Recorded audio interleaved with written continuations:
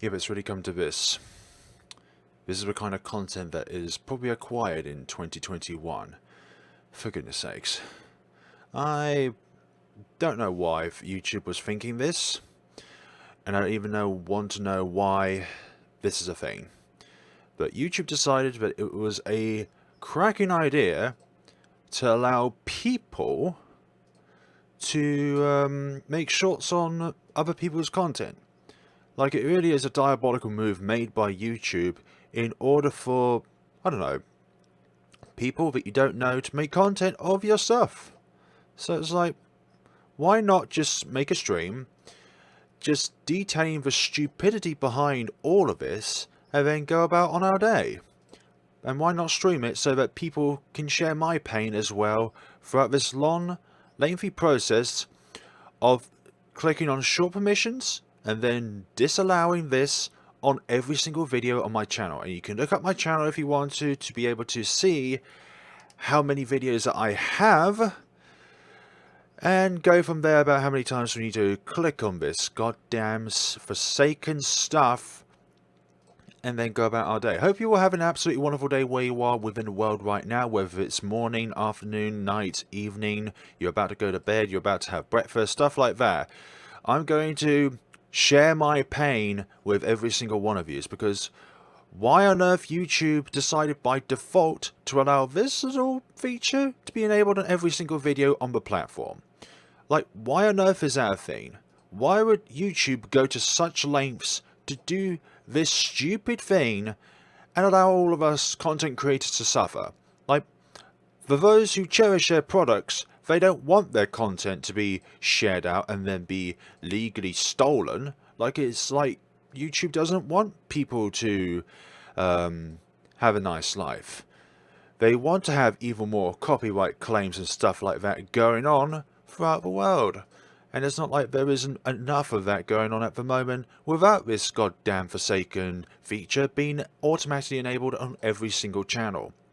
Like, why on earth is that a thing? Hope you all have an absolutely wonderful day where you are.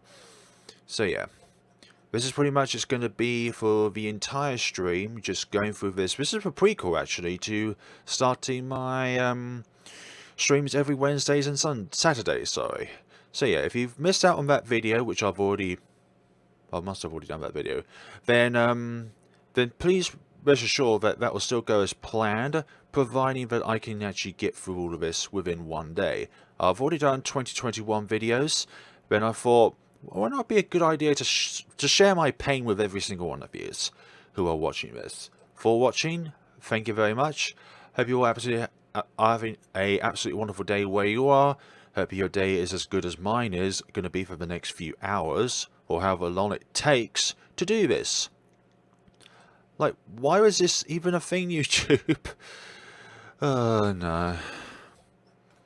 So yeah, I've already tweeted my frustrations about that on my Twitter page, so it's just going to be this pretty much all day, folks. For however many hours it's going to be. And if somebody at YouTube decides that this is something that is worth the time of going through, then welcome YouTube to your own platform. Hope you're having a wonderful day where you are. And what you've done right now is the single most diabolical thing ever to come about on your platform. Have I already done this one? Yeah, I've already done that one, cool. Right, so it's Project Kawasaki number 2 now. So yeah, this is reverse chronological order, because that's how videos are defaultly inputted. Let's see, 2 watching, yeah, I understand. It's not one sort of thing, just go through the same thing and just suffer one's own pain for so long. I actually might just put this up on, let's say, elsewhere on the internet, so that they can also know my pain rather than just the people here. Let's see. No, copy link. And streaming my pain of unchecking.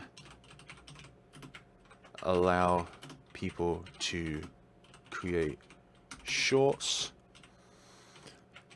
on every single video of mine. And with a laugh emoji, why not? Because this kind of pain is very laughable. Very good. Cool. Now that that's a thing, go back to that. And then, yep, nobody's talked just yet, that's fine. Cool. I think I've done that. Let me just check that one more time. Nope. I've already done that one. So, Project Kawasaki video number 1. But in a way, this is kind of nice because you're just looking through every single one of my videos I've created. And you'll be able to bask in the sort of different things that we've done over the years, the different kind of games. Enthrill was a very nice Umaniki fan game. And the next one coming up is a charity live stream that I did back in December. And I decided to feature Midnight Train as the game itself to be presented, which I thought was a wonderful thing because it's a train, and on a train you get to deliver goods and all that. So yeah, we'll be here for God knows how long it will take to be able to do this. I don't know, man. I think YouTube sometimes are questionable as to what it is that they want to do within their lives. Like, do they actually want people, their users, to have a good time, or are they just sitting around thinking, what can we do to our fan base that will just really annoy them? Do you know what? We're going to allow others to sample their content. Like, honestly, I think I even tweeted the wrong thing, but it's close enough. Let's see, Luna 1. This is a nice short little RPG Maker game. And we come up to Missing Time, which the trend tore me in tears. Let's see. Missing Time horror visual novel. Go through this with a little bit of pain involved. Thank you for the person who liked this stream. Like, honestly, you get that sometimes where it's like, no matter what you do, that person clicks like, and I'm always thankful for the people that stick around for the person rather than just the game itself. Like, initially, it's always the game that brings the people to the videos, but it sort of becomes a habit of, well, not habit, but you grow fond of that content creator, and therefore you decide that that person is worth clicking subscribe for. And there we go. I was going to grab my phone real quick because I don't want to change windows. No, cool. Righty-ho. Melancholy Love. I haven't played the full game yet. It's released quite a while ago, but I just haven't had a chance to play through it. Thank you, Adrian B. It's like, if you look at my channel as a viewer, you can see how many videos I've got throughout its entirety, and it's a lot of videos. So I'm in here for the long haul, and if anybody wants to stick with me for a little bit, but I'm incredibly grateful for your time, patience, and whatever it is that you're doing throughout the day, whether you're making breakfast or you're getting a cup of tea or anything like that.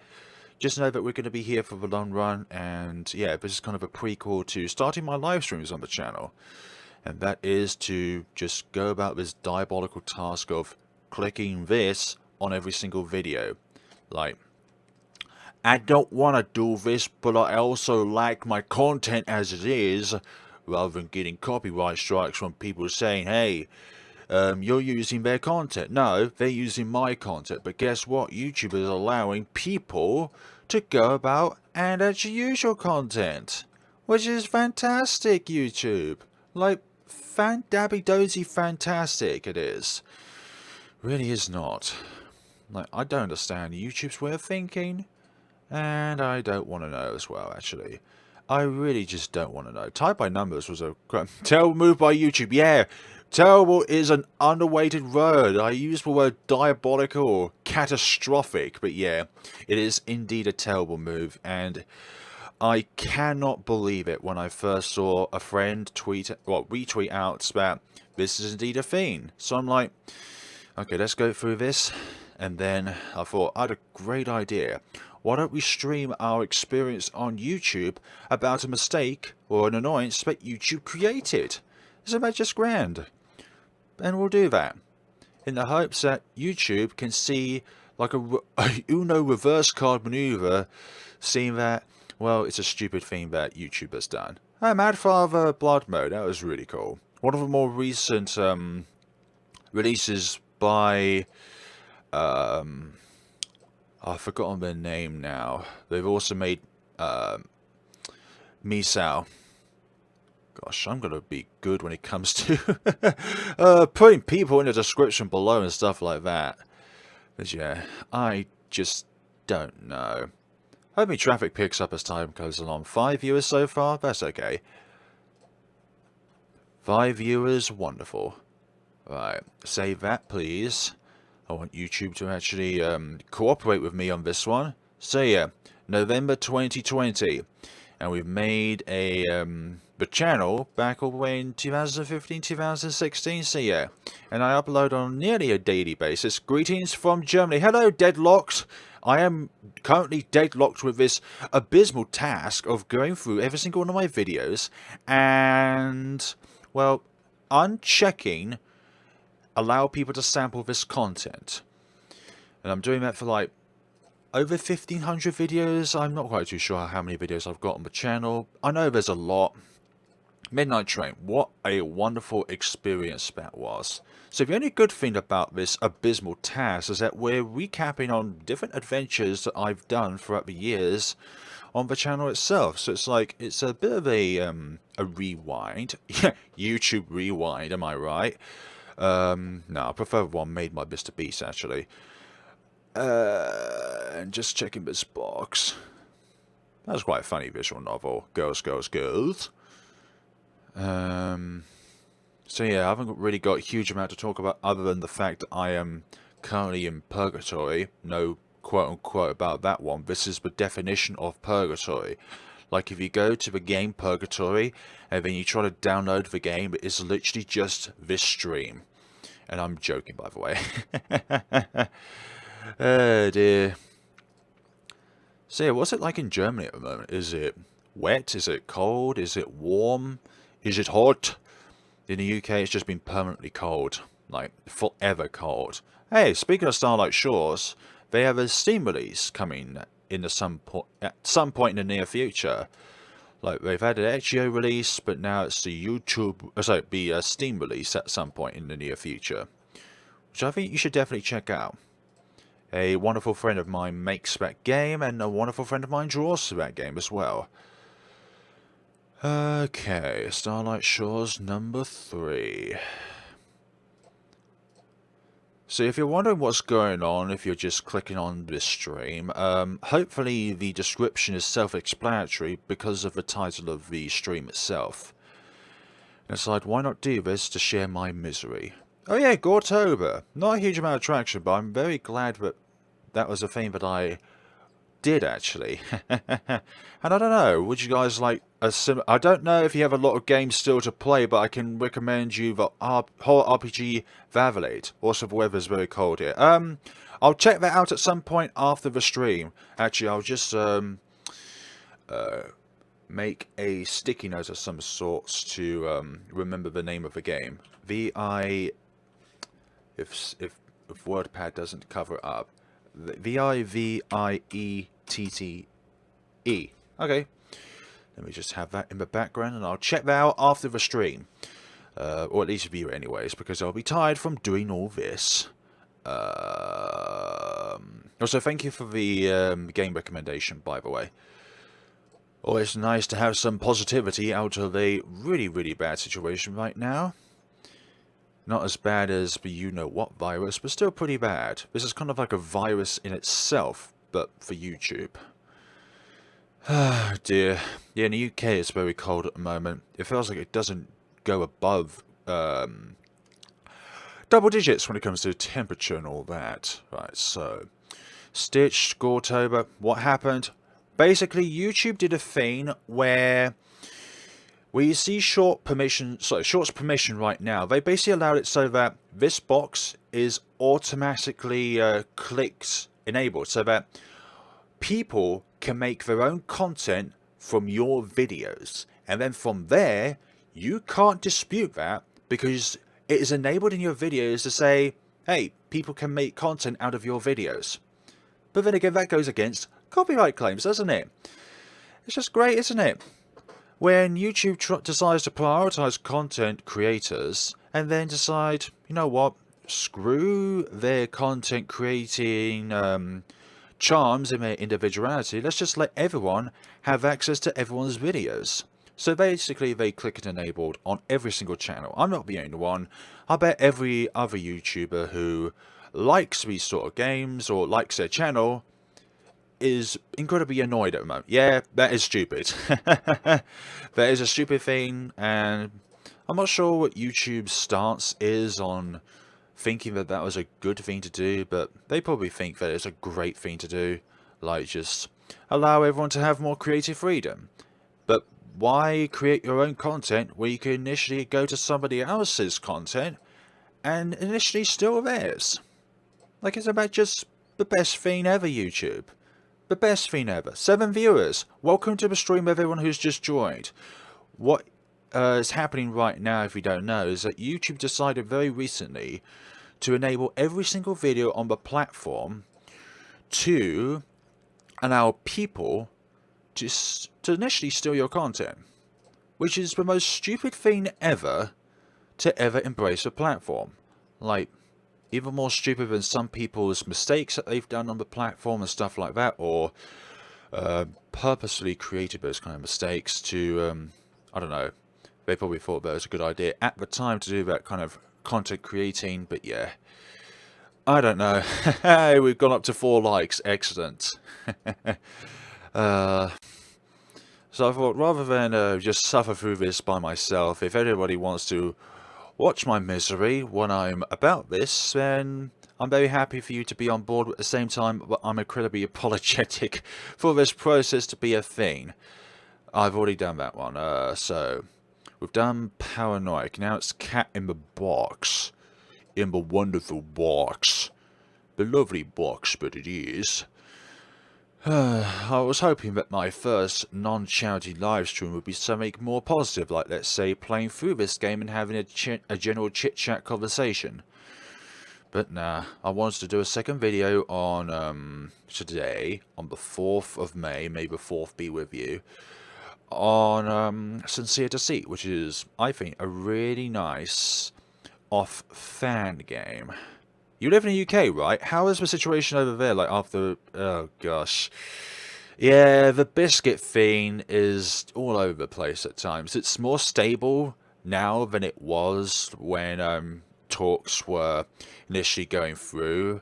Just try to get to a deal, but things are still annoying. Like, fishing... like the stuff they talk about when it comes to fishing licenses and stuff like that. Like, people... having control over certain parts of the water in the Northern Sea and stuff like that, or anywhere below that, which is where, like, Denmark, Germany, France, those sort of areas, it's always talking and no agreeing. So there we go. Day 15 of 31. Gosh, that probably feels like this entire process of unclicking everything right now. No, I won't show feet, thank you very much. And if you're one of those people that spam, then I'm sorry, but I'm going to have to mute you. We do not have the spammers around here. Although, if you just come here in with harmless intentions, then welcome to the stream. Let's see, what have we got right now? Oh dear, day 13. And if I've missed any of these out, then I do apologise, but it's just going to be a very, very long process.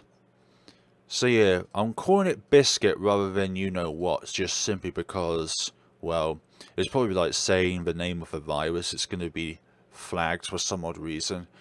And just in general, I do not like politics. I think politics is just one of the single most annoying things ever to ever be distributed throughout the man. I'm not going to spam, just want to... Okay. Okay, that's fine. That's fine. Now, my feet are permanently on the floor. And I'm not one of those sort of YouTubers that does that kind of thing. Let's see, I've already done Blank Dream. It's, let's see, Devil's Door. When I was doing one of the charity live streams last year, there was a person that, or a bot, that just single-handedly just continuously spammed chicken burritos. And it was like, I'm going to just have to remove this bot from commentating ever again. So there we go. There we go.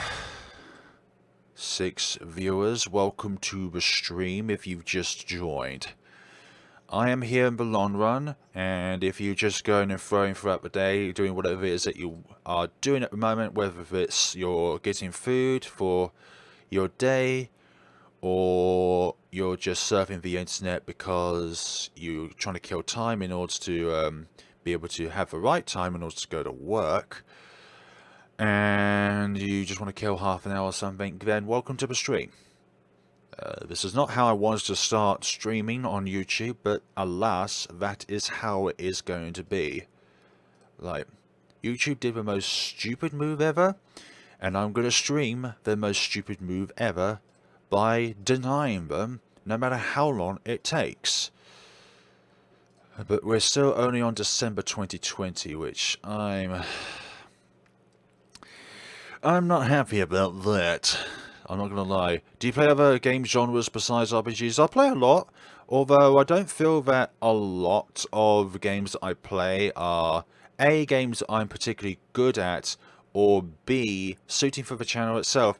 Hello, Artoka. Welcome to the stream. Hello to you too. Let's see. I think it's Angels of Death next.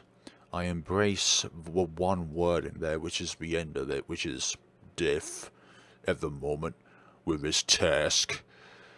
Umaniki next. Feels like we're in some sort of nightmare.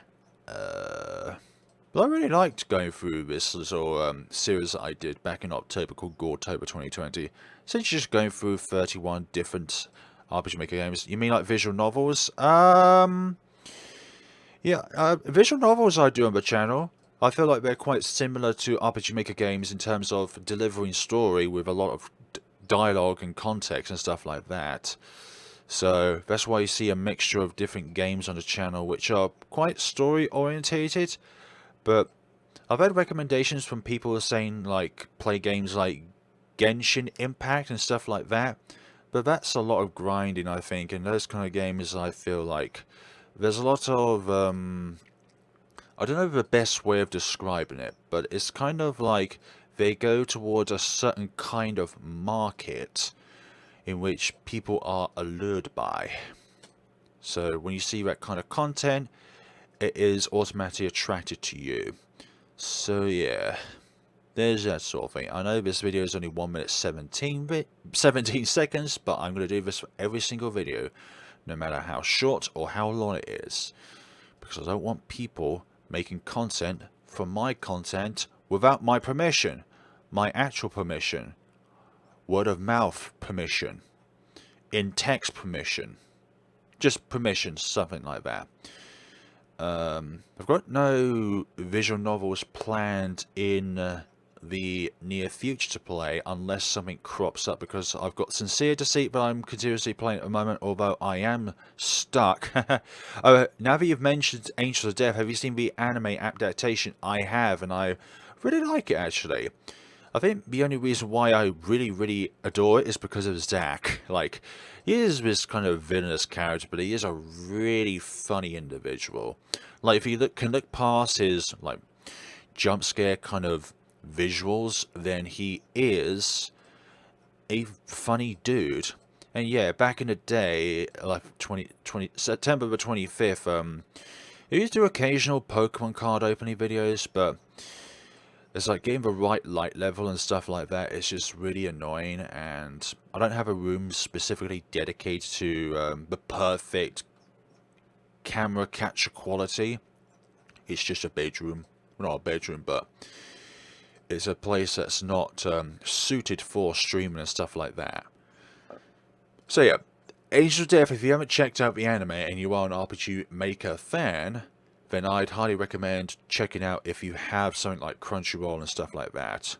I haven't watched an anime in a hot minute. I think the last one I watched was Zombieland Saga. And I don't know why, just other ones haven't really appealed to me at this point in time. So I hope you all have an absolutely wonderful day where you is at the point of time in the world. Whether if you're from America, from Japan, from Libya, from any other countries enlisted on planet Earth, then hi. If you're watching this from the moon, then welcome. Hopefully the sky is beautiful where you are. Let's see, trash plant. Yeah, this is a trash plant at the moment. I had a lot of fun going through this game, actually. I think the one thing that really appealed to me about Trash Planet was just simply the fact that the story itself is kind of like this post-apocalyptic scenario where humans became too greedy, humans had too much population. Jesus Christ, wait till he finds out about... I don't know about that show, anime, manga, something like that. There's something about animes and like film adaptations of manga is that people always say that the adaptations from the manga are not as good as the manga itself. Like the story is changed or something like that, or they did not put a certain element into it which really made that manga shine. And right now I'm watching Mars Red and the second season of Morality of a Patriarch. Great anime, by the way. Okay, dokie. I'll take your word for it. But yeah, I still haven't watched anime in a hot minute. And there's that one show where there's this girl who overly, excessively teases a high year student. I've forgotten that name now. It's like, dear, please don't bully me or something like that. I've forgotten the actual name of it, but it's really cheesy from what I've heard of it, but also quite adorable in its own way. Okay, Sky, whatever I want you to do now is to not lose internet connection. At all. At all, at all, at all. I do not want you to do any of that. Right, which part are we on now? I think it's part 2. I may have missed out on that other thing. So yeah, if you've got any recommendations or suggestions of what games to play in the future, or any animes to watch, then please do let me know. I'm always very intrigued at what you guys are watching, or what you're playing, or what you recommend. Like, you see this game, but you're a little bit on the edge as to whether or not you want to purchase for it.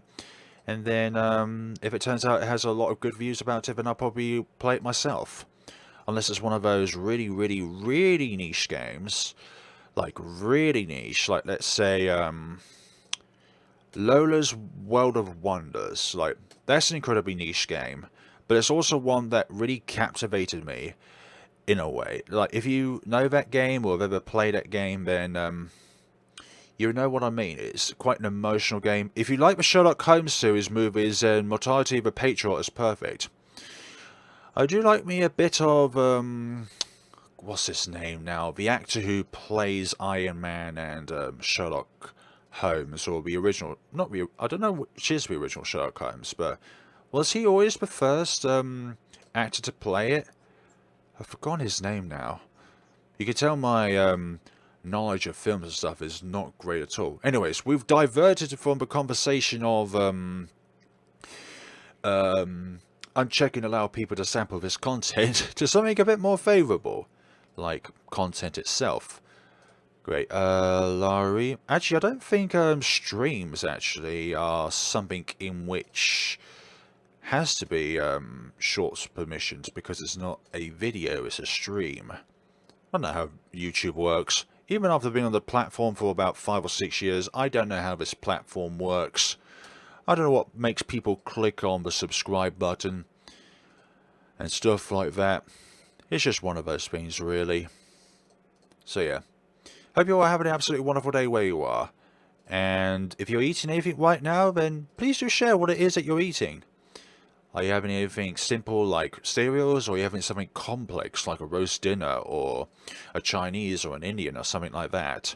I love an Indian. Even though I've had dinner, I could have an Indian right now. Or a Chinese. Like, Asian food in general is just so delicious. And when you see countries like Japan, like China, stuff like that, utilize fast food that we have in the West, it's like, you don't want that. You don't want that kind of food in your country at all. Like, fast food is just, like, yeah, it's tasty, but it's also incredibly bad for you. Like, pizzas, they're the worst thing ever to have. Like, think of carbs, saturated fat and stuff like that. And just junk in general. They're the worst thing to have, ever. Welcome to Food Advice by Flair Bliss. Like, this is not a thing, but yet it is a thing. This is about as real life as it gets. So where are we now? August 2020. I didn't even realise the month that we're on until we got to it. Don't take it personally, I just don't like you, YouTube. Get that, the timing of that. I like this demo as well, actually. It's like a very, it's like you're playing a game in a game sort of thing. Alright, put you on my second screen, gotta play some Dead by Daylight. Oh, that's a good game as well. And from one of my comments from my Feeling Down video, I mean, it is America. Yep, it is America indeed. Yeah, in UK, we can be regarded as Little America and something like that. I've already done the streamer's guide. I've already done this stuff in general. Okay, now it's Moon Archer. Yeah, that's basically the place where fast food originated from, really. It's like pizza and pasta. They originated from Italy. What did I say there? Stuff like that. Like, honestly. Stuff like this really, really gets a man grinding. And, yeah. It's just one of those things.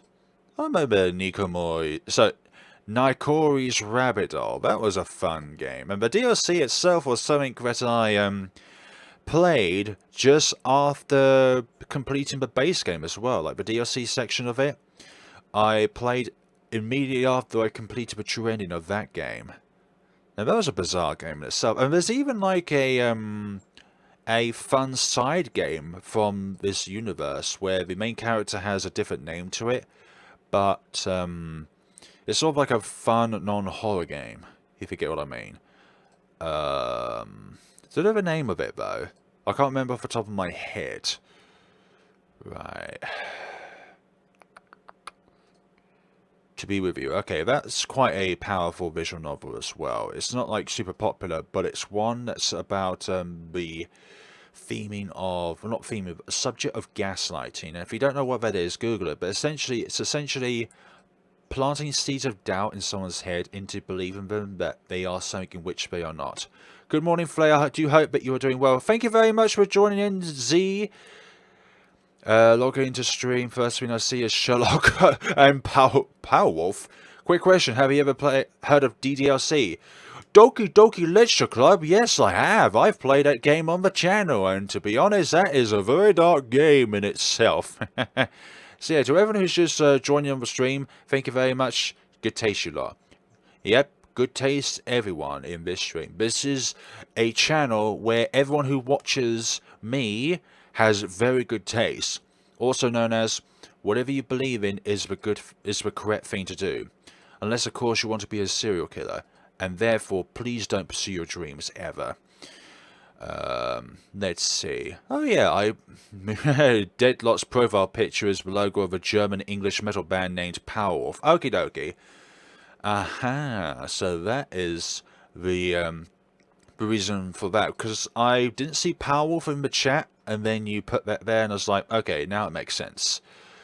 Now, Chorus Rabbit Doll. Short permissions. If you don't know what's happening at the moment, what I'm basically doing is unchecking something which YouTube stupidly put out on every single channel's videos, which is essentially to allow people to make content from your content, and you can't dispute it because YouTube has allowed it so that people can take your content without your permission, essentially. So yeah, so you have to unclick on every single video. Actually, yeah, speaking of that game I just looked over, this game, Black Haven, a necromantic dating sim, has a Kickstarter going on at the moment, and I highly recommend it. A Wave of Light. So that's made, not made by the same person who made Arcadia, but it's made by, is it the art style is made by the same person. The songs are based around Christian Crusader werewolves taken completely seriously, and it's actually genuinely good sounding. Can I plug one of their song URLs here? Yeah, go for it. Sorry for checking the chat there. That might have been there for a few minutes, and I do apologise. What I'm doing at the moment is quite a strenuous task. Hope you're having a wonderful day where you are. And it's essentially just going to be the same thing over and over again. So, which month are we on now? We are still on August. Okay. Tales of Black Forest. I really like this game. Like, it's one of the most highly rated RPG Maker horror tagged...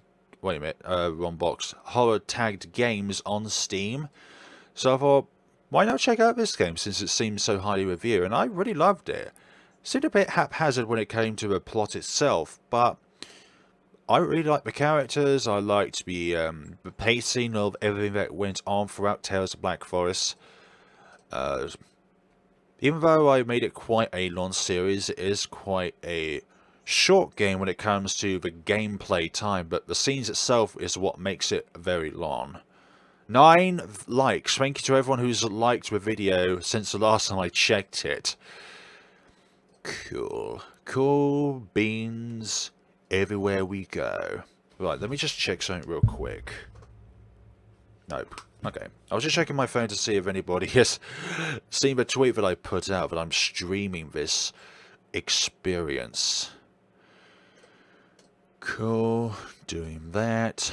Missing Time. I really like Missing Time as a visual novel. I'm a little bit biased by ranking it as an S tier visual novel, but it's just because I really love the characters of this game. Each of the characters were very different in their own ways, and something like that. Also made me tear up as well, especially with a certain character that is referred to as pancakes. Flat things. Right. Shaharu, sweet girl she was. Powerwolf has great songs like Incense and Iron, Demons Are a Girl's Best Friend, and Army of the Night. Anyway, what's your favourite RPG so far? That is really tough. There are so many RPG Maker games that I've played that is like some of them are really, really captivating. Midnight Train is up there. Prom Dreams is up there. If it wasn't for that we had to wait for so long, and the fact that their reception or their PR was bad within their first few years up until like the last month before the release of the game, but on Mori. Yeah, Umadiki is a good game as well. That is a great game. Like, when I first went into the game, I was like, what is this game about? It's like, there's no dialogue, which is essentially just adventuring inside someone's head. I was thinking, what's the point in all this? Why would people like this game? And that clicked to me, is that you have to make the story your own by going through the dream itself, by interpreting the world of Madazuki, and come up with your own conclusions. Like, it's a game without concrete theories, but at the same time it does have like a few things because of its ending and stuff like that. Right, we're still... Oh, I remembered. I managed to get the full game of Missing Time a week before its full release. But rather than releasing the videos, I uploaded them and privatized them until a specific point. So let's say the first video I allowed to go live on midnight of the game's release. So it didn't spoil the game, less per se, for others to then be spoiled by it, but at the same time, I wanted to go for it and provide the developers any feedback on any possible bugs that are within the game before its initial release. So it's kind of like beta testing for the game before its release, but it's still in still in live form because it's up on YouTube. Let's see, the first video of Tales of the Black Forest. I really like this game. I've already mentioned that before. 9 likes, 10 people watching. To the 10 people watching, thank you very much. It's like, are you here to suffer the pain that I'm going through at this point in time? And the answer to that is, well, yeah, you're probably here as well for the pain too. Right now it is 7:44 p.m. in the evening. If you're in America, that's probably most likely just getting on into the afternoon where you are. Could be, may not be. Whatever time of the day it is. Thank you very much for popping in and seeing what is up here. Retrace! Retracing our steps back to previous videos and doing what it is that we need to do so that people don't make content from your content. So to everyone watching at the moment, what is your current game that you're playing? What is a game that has really got you captivated and got you playing for hours on end? But despite that, it's still the fact that you keep playing it and you don't want to go to bed because it really captivates you in that way. Speaking of this video, that was a wonderful thing to put together, this video. It really was. Just combine lots of different people's views and stuff like that on RPG Maker games that have been made throughout the years and just put them all into one video in itself. And I even live premiered it as well. So I imagine that's your turn to die, I imagine? YTTD? I haven't played that game yet, and it's one that I should definitely check out. But like Witch's Heart, it is incomplete at the moment.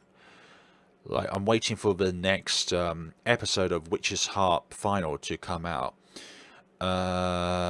Whose episode was out already? Oh, Cyrus's episode was already out. And I keep mispronouncing his name as well. It's Sirius. And there's the thing about pronouncing names. There are names that you've never heard of in your life. And yet you're expected by certain people, and it's usually in the minority, to be able to pronounce every single name that you come across perfectly, whether it's a Japanese name, a African name, a Chinese name, a Korean name, or anything like that. They expect you to pronounce every single name on how it's meant to be pronounced. And it's like, do you really have anything better to do other than criticize people on how they pronounce certain character names? I've not heard of a name before, but yet you decide to think that because I mispronounced it, you have to either like write a very stupid comment or something like that. Like, the most of it's gotten is just a really, really stupid comment. Like, how the hell did you muck this up? It's so easy to pronounce. Oh well. 10 people! We have reached... Oh wait, I want people to know how many likes and dislikes this video has had. It's just allow people to sample this content I do not want. Dream Diary Jam 2020. Yes! Look up for the 2021 one of this version of the Dream Diary Jam when the, not competition, but the jam itself takes place. Like, I thoroughly enjoy playing throughout these games, having about 10 minutes or so on each of the entries. I don't manage to get to all of them simply because either they're only on Mac or Linux, or the fact that they're on window mode, so on the browser, and it's quite difficult to try and get the capability of being able to capture stuff on your browser perfectly and without aspect ratio mucking up and stuff like that. But also as well, I do kind of want to use my browser for other things, like surfing on the internet for help. Candlebox, this was a wonderful game. It is a wonderful game. And I think in a few years to come, Cat in a Box will be something like Eve, or Misao, or Mad Father, or The Crooked Man, or The Witch's House. A classic, an all-time classic in the RPG Maker realm.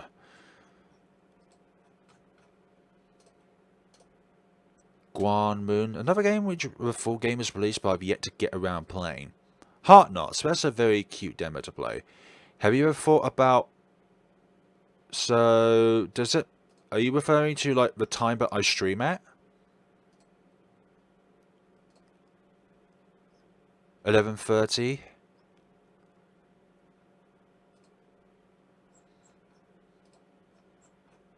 Oh, we're getting up to the demo Student Union. This is one of my most successful playthroughs of a visual novel on the channel, Student Union.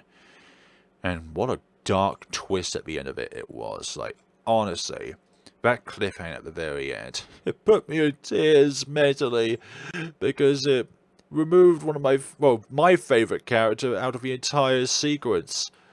But then there's like the Kickstarter, and it's like, it has the root of that character that unfortunately DEA deed at the end of the demo itself.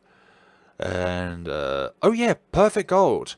I want to play this game in the future when I have the opportunity to do so. Like before game is released and I've got it on me, I've purchased it, but I've just got to get around playing it. It's made by Yan Yan Mobile, and I've also played their two previous games called Love Esquire and Love Letter. No, not Love Letter. The Letter. 11:30 from Danganronpa. I'm not sure what you're implying, unfortunately. Is it a game or something like that? I've not heard of it before. Or is 11:30 a character? Or a lore piece? Or, I don't know, a food item? I'm just saying random things now.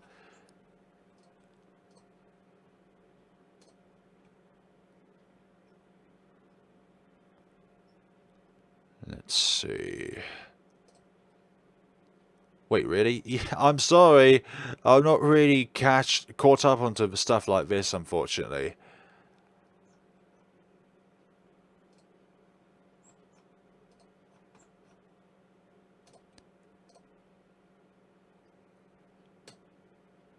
So if you just joined this stream recently and wonder what's going on, I'm essentially unchecking something which YouTube stupidly decided to do, which is essentially allowing others to make content from your content. Like taking little bits and then making it into, like, I don't know, a compilation or something. Which I think is the dumbest thing ever that YouTube has done. So yeah, sorry about that weird person thing, but I'm not sure what it is that you're trying to say, but apologies for my confusion. Like 11:30 from Danganronpa.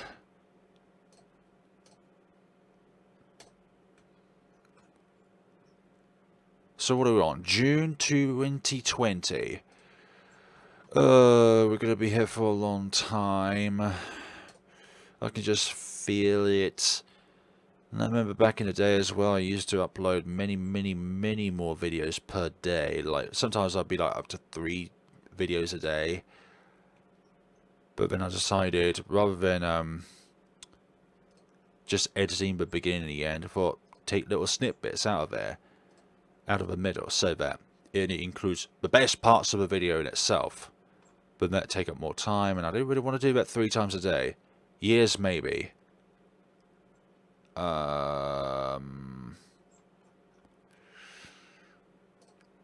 11:30 years.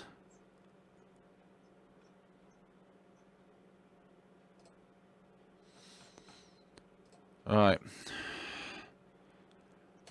How far are we into this apocalyptic scenario? Speaking of protective clothing, we need protection from the annoyance of YouTube itself. For what protective clothing was, I really did not like the flow of the game itself, and also I don't like it's like a psyche of you have to inspect every single tile in order to know what it is that you need to do in order to go through the story of the game. Like, it shouldn't be a case where you have to either rely on Google or try and interact with every single tile within the game to be able to advance the story. I haven't completed Chemically Bonded, actually. I've done one person's route, but I never got around to doing the other person's route. Which is the cheeky red-haired girl. The one that strangled you at the very beginning of the game. Just simply because they don't want you to be friends with this other girl.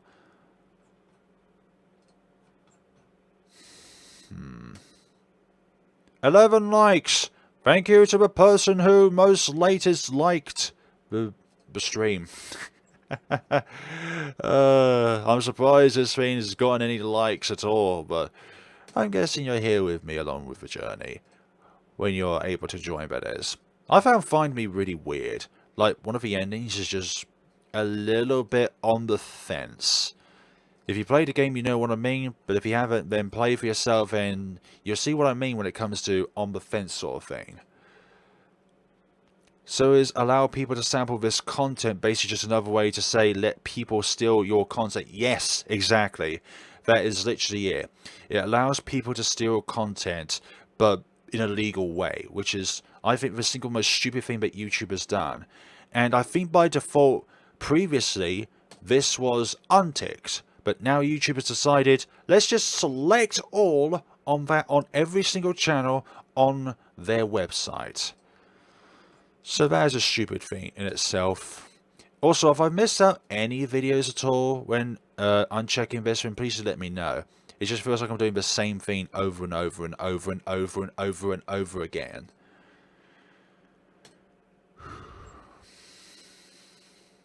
Remember to breathe, Flair. The most important aspect going throughout the day is breathing. What's next? Noel the Mortal Fate. I want to know when Season 10 comes out of Noel the Mortal Fate in English. Like, I think at least 2 or 3 other seasons have been released, but they're like only in Japanese. I really like that game, despite every single video being copyright claims, because the music is copyright claimed in itself. Like, another YouTuber, I won't mention them here, but they literally, come across me, and it's someone that I highly look up to.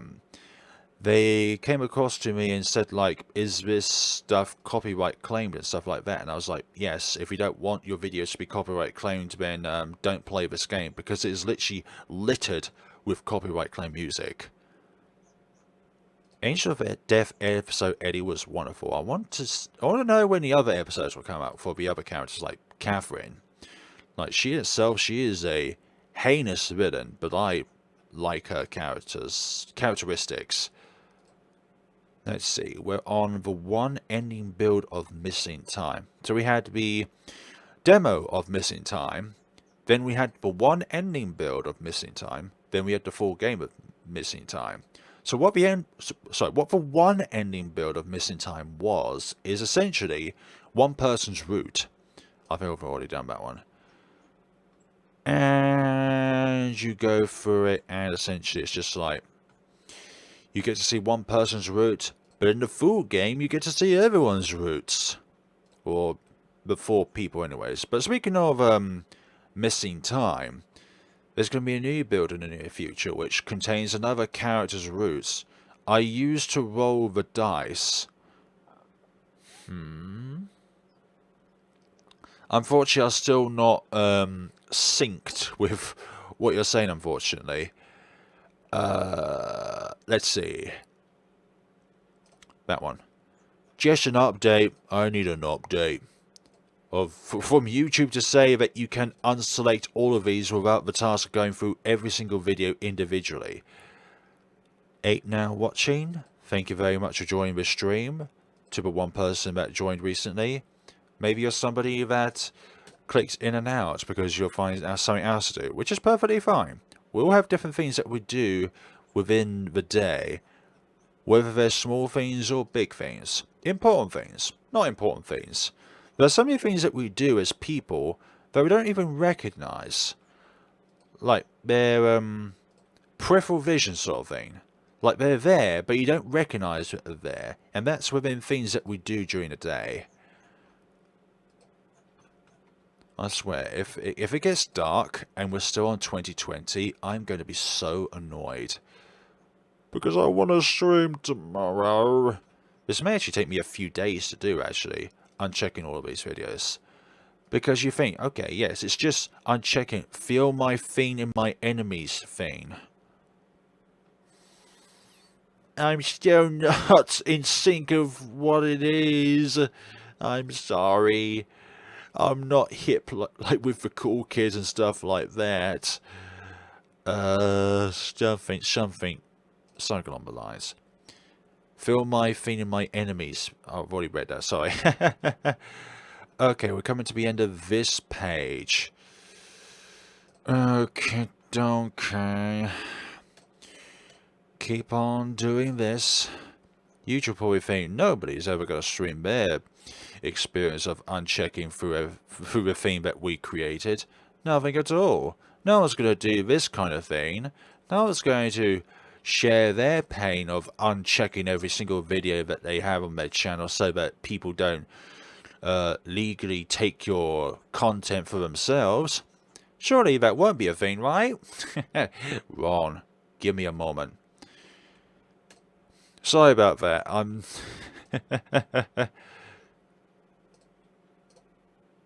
Grim Solo is a good game. And it's a free game as well, which is very surprising because for the quality that it is, I would happily pay for it.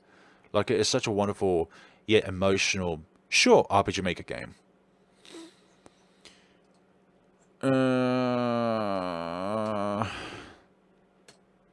What are we to do when YouTube is against you? 12 likes? Hell yeah! One more like closer to, I don't know, ascending into our eternal glory. I'm just saying stuff for the sake of saying stuff.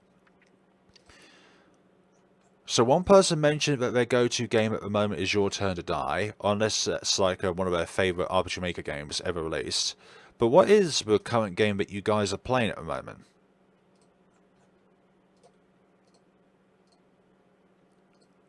Midnight Train Chapter 3. Like Chapter 4, that was so powerfully emotional, but Chapter 3 as well was emotional. Not as emotional as Chapter 4, but still very emotional in itself. It's like the beginning phase of learning about Luna on a more personal level. And I'm also really thankful as well for the developer for allowing me to make videos on the game before its public release. And I know some people are a little bit skeptical about it. Like, are you sure you got the permission from the developer? And I'll be like, if I didn't get permission from the developer, then I would not be doing it. Like, that's just one thing I would never do. If somebody doesn't want content of or videos of their game made and put on the internet, then I wouldn't do that. If I did it and then they interacted with me to say, please take it down, then I would take it down. Like, it's just simple as that. There's no ifs, there's no whens. It's a what you see, what you get sort of thing. No beating around the bush, no talking in riddles or something like that. Hello, Mathico, or Mathcio. Apologies if I mispronounce your name. Welcome to the chat. And also welcome to my purgatory in a way. What we're doing right now is you see this allow people to sample this content. Yep, we're unclicking that on every single video. Because what YouTube did recently is allowed it so that this box is ticked. And we don't want that. We want it unticked. But we have to do that about nearly 2,000 times. Because that's probably how many videos I've got on my channel. That's what I do on every outro of my videos. So thank you so much for watching, guys, and take care of yourselves. Sort of thing. We're not ending the stream. We're far from done. If you think I'm done, wait till you get to see how many years I've done content creating on YouTube. It's like, well, we're only on April 2020. Like, that's the thing. Well, at least we're a year in, within our 6-year cycle sort of thing, of trying to untick this option on every single goddamn video because you decided it was a good idea for literally their system to say, well, we can't handle copyright claims, so let's just let everyone have copyright claims and stuff like that, and we're not going to issue any kind of address to copyright claims whatsoever. Like, I don't care if your video gets copyright claimed, there's just simply too many videos to look out on YouTube. So we literally just don't bother, really. I don't know what YouTube thinks sometimes. Like, they probably think that was a good idea, thinking, this is the best idea ever, allowing others to make content from others. Little do they know that people who actually care about their content don't want that sort of thing. And now here we are doing this sort of thing. Tidal Blossoms. Yeah, the developer of Starlight Shores also made the demo of Tidal Blossoms. And I kind of wish that they Worked on the full game of Tunnel Blossoms, but it doesn't really matter because ultimately, at the end of the day, it is what the developer wants, and if they don't want to continue making a particular game, then that is up to them. Like, if it doesn't matter if it takes a day, which is very quick, or 5 years to make a game, make sure that you work at a pace in which is suited for you. Challenge yourself, but don't go overboard. Like, having a challenge, having a light push is healthy. It allows us to go across boundaries through time and space itself and be able to achieve what we couldn't have done yesterday. But remember, don't start running before you can crawl. I've yet to play Chapter 2 of Tiny Bunny. I really love the visual aspects of Tiny Bunny. Like, it's a really creepy horror visual novel. Let's see. I don't even know why I had that video that long. I think it's like 3 booster boxes that I opened on a single video, and that's why I did it like that. But I should have edited into every time I did a pack opening or something like that, just to make the video much shorter.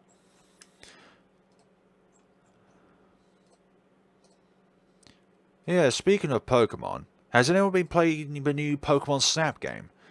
I've got to like the 3rd area, but I'm not rushing through it. I'm taking my time with Pokemon Snap, and it is like a really gorgeous game.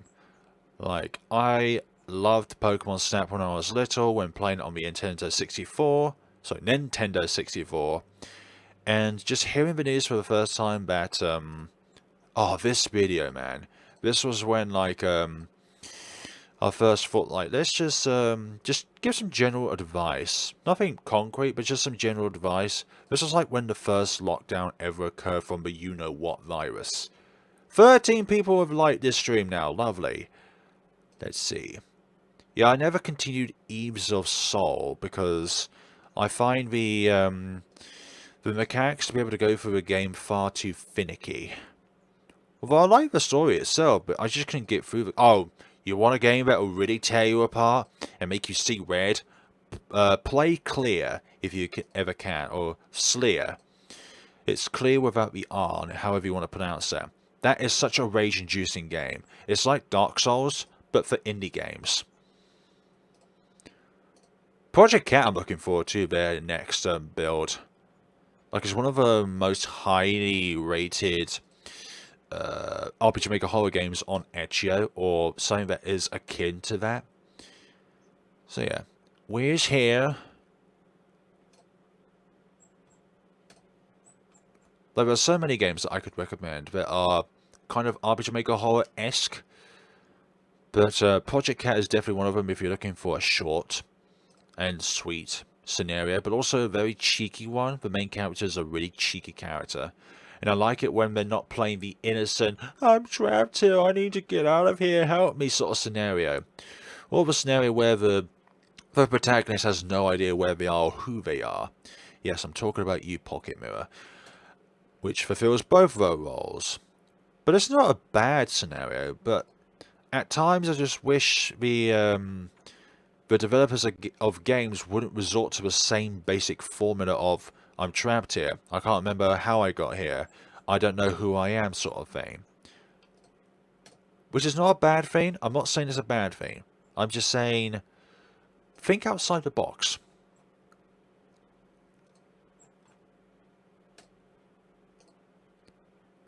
So what month are we on now? March 2020. This is kind of like when, yeah, this kind of, this option is kind of, what the F?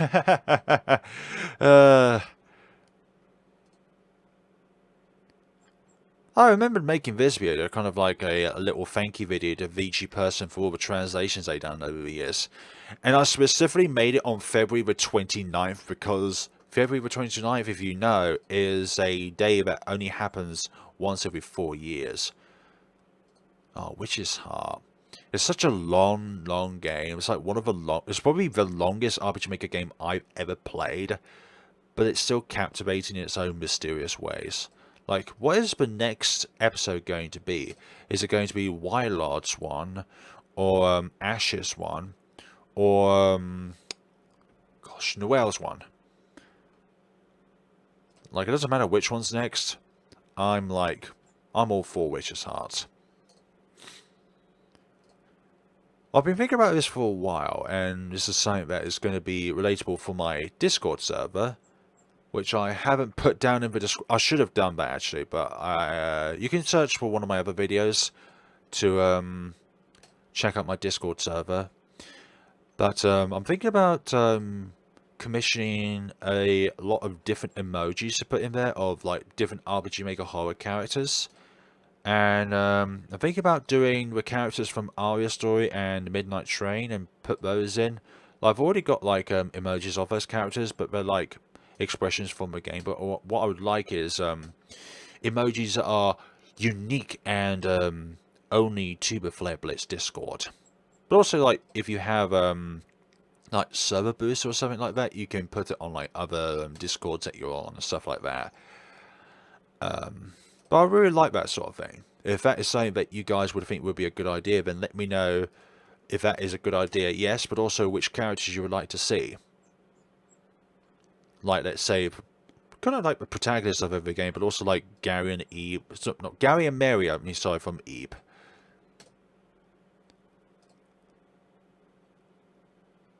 Flare Blitz Discord. Oh, yeah.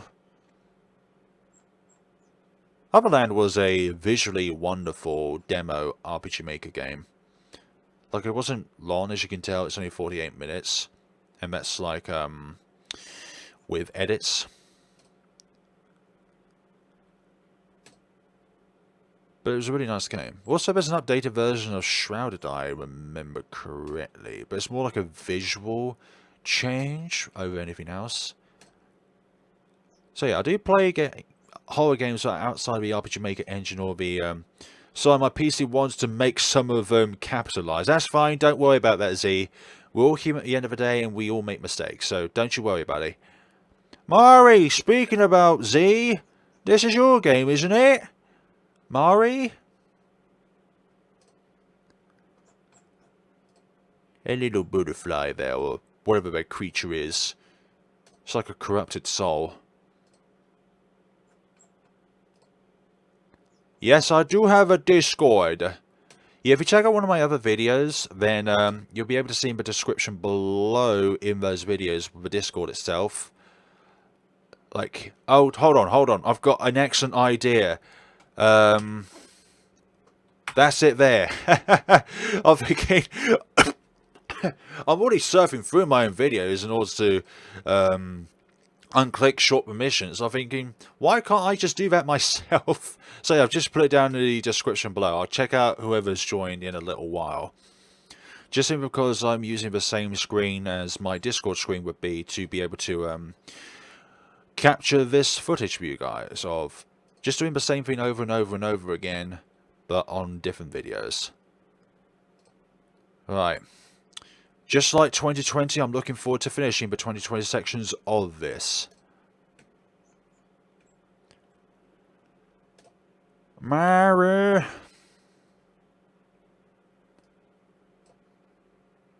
You know what to do. Check it out. Let's see. Short permissions. No. No short permissions for me. Let's see. Dawn Drops. I'm really sad that the production of this game is cancelled, because I really enjoy the characters in this game. But I think the development team wants to move on to other things, besides visual novels, or probably feel that Dawn Drops wasn't a really successful game, so they dropped it entirely, which is kind of sad in a way. I really liked it when stuff like that. Only if they want to. The game does get intense. Yeah, I forgot to mention that it is quite a dark-themed game, so if you're not into dark-themed games, then I would say steer clear of it. Although I would say that a good middle gap between playing it yourself and not experiencing the game as, well, on your own is to check out one of the videos in itself. Oh, speaking of Insanity, here is Insanity Remake, which I think I made when the remake initially released. like just plowing through the game and just getting the videos out. Oh dear, I made the last video over 2 hours. Like, I really should know how to compound my content into a smaller time frame while covering the same sort of stuff. But sometimes it's like people want to see like all the dialogue and stuff like that. So I'm like, I really want to provide the best experience, and doing so means a big video. Insanity, not one of my favorite works of Ori, but it's still a pretty nice game for what it is. I think my personal favorite game from Uri was, or is, Mermaid Swamp. And then the Strangeman series after that, and then Paranoiac. Paranoiac Remake is a good game. It removed some of the problems within the game because it felt like that game was nothing but finding a key, unlocking a door, finding whatever's in that room, finding a locked door, etc, etc, etc. It's an endless cycle. It's an opening door simulator. That's what the original Paranoiac was. But to be fair, I think the developer of the game was still kind of treading the waters with the engine itself. So whenever it gets to the point of just making your first few games, it's always going to be the case that it's not going to be your finest work. Yo, Flarebirds, I just want to say I love all your gameplays and walkthroughs. Keep bringing your incredible content and commentary. Thank you so much, man. Thank you very much. And thank you for joining into the stream where you're literally watching me do exactly the same thing over and over again, just on a different video. But saying that, the one good thing about this experience is we are visiting games that I've played in the past. Oh, one visual novel I'm looking forward to. Love Sick Darlings. It's based in Australian, so you know the kind of humour that's going to be included in the game is going to be very unique and sort of out of left field sort of thing. But yeah, I really enjoyed the game, the demo, even though the demo went through to 8 parts, an 8-part series. I've already done number 7. Number 6 is next. So thank you very so much for a comment there, Fort Myers Pokey. So yeah, for those who are watching right now, what we're going to be doing tomorrow at 9:30 AM is a live stream of a random RPG Maker / RPG Maker horror game from a box which I just grabbed, not sponsored by Nature Valley, but I'm using this box essentially to hold all of the different games that I've written out and then cut up and then put in this box, and whatever we grab, which is going to be on the stream, is what we're going to be playing. So it could be like a 10-minute demo, or it could be a 16-hour long game like Witch's Heart. Although I'm not doing a 16-hour long stream covering one game. If we end up finishing a game before the time in which I want to end the stream, then obviously we'll pick out another game. But I also feel sorry for cutting that game short. Let's see. Number 5. Short permissions. No. Access denied. I wish there was an option on YouTube where it's like, if you want to unselect every single one of these, then you can. But no, you have to click on each individual video and do this same monotonous process. It's kind of like a 9-to-5 job, essentially. You're doing the same thing over and over again if you're working at a factory or something like that. And you could probably say that it's like the same for teachers. But for teachers, they're always doing something slightly different every day because it's a different set of students in front of you and you're teaching an aspect that you study at university. Speaking of teachers, I think you have to do 2 different degrees. I'm going to go make some lunch now. Please take care and have a wonderful day there. Thank you very much for joining, Z, and have a wonderful lunch where you are, and thank you for joining.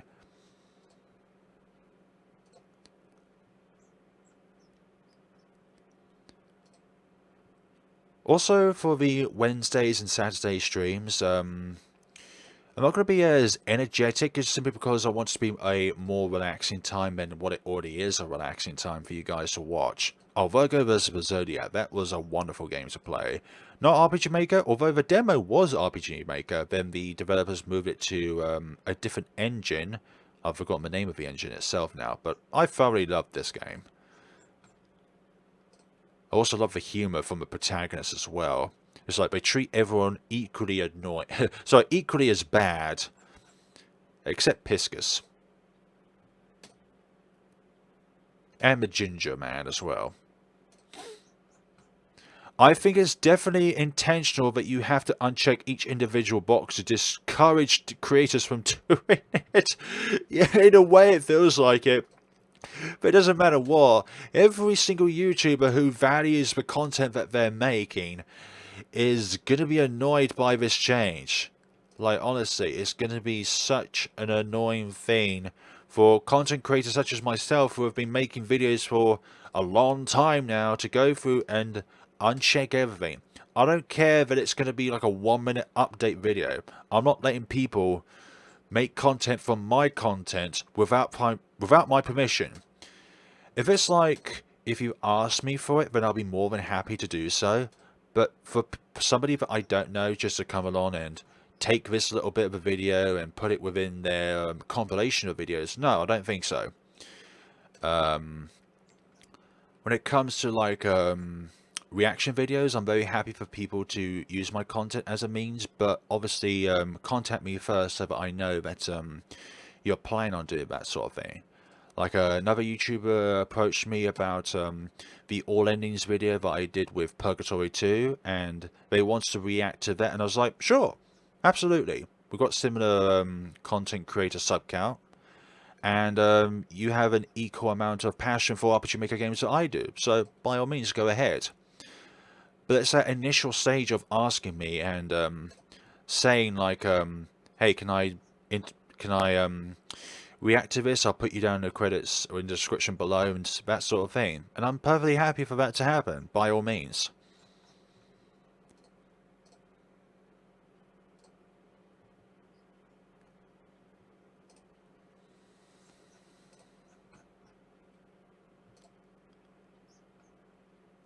So, on number 2 now of Virgo versus the Zodiac. Oh, I forgot to click save on that one. Let's see, what next? The first video. Cool.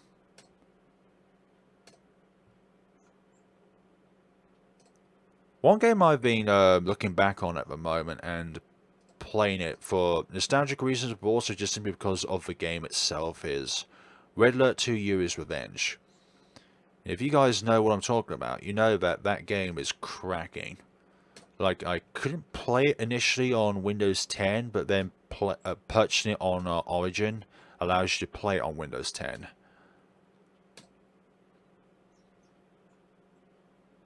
Like, I think that was the peak for Red Alert for me. Red Alert 2: Yuri's Revenge. I think as well Red Alert 3 was up there. But me personally, I did not like how overpowered the Empire of the Rising Suns faction was. Like, I think that faction with the ability to be able to build right next to the enemy's base by using these dojo cores and stuff like that, that was just disgustingly OP. It did make for speedrunner's dream though, like going through the game as fast as possible and stuff like that. Speedrunner's dream, yes, but not for balance purposes. But then again, Yuri's faction Red Alert 2 is not balanced. The ability to mind control your enemy players' units and stuff like that. And if you have a Yuri's Prime, you could even mind control their construction yards and be able to build other factions' buildings for yourself, which is stupidly overpowered. Because then you could have 6 super weapons in one go. And that's not even by capturing the enemy's construction yards and stuff like that. I've already done it for the sheepish from now on.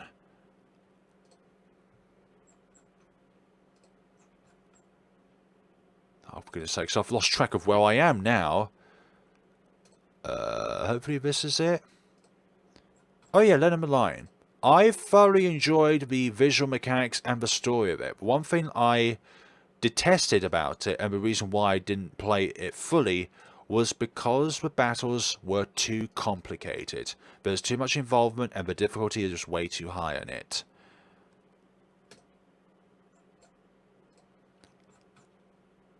Should permissions allow people to sample this content? No. Not one bit whatsoever.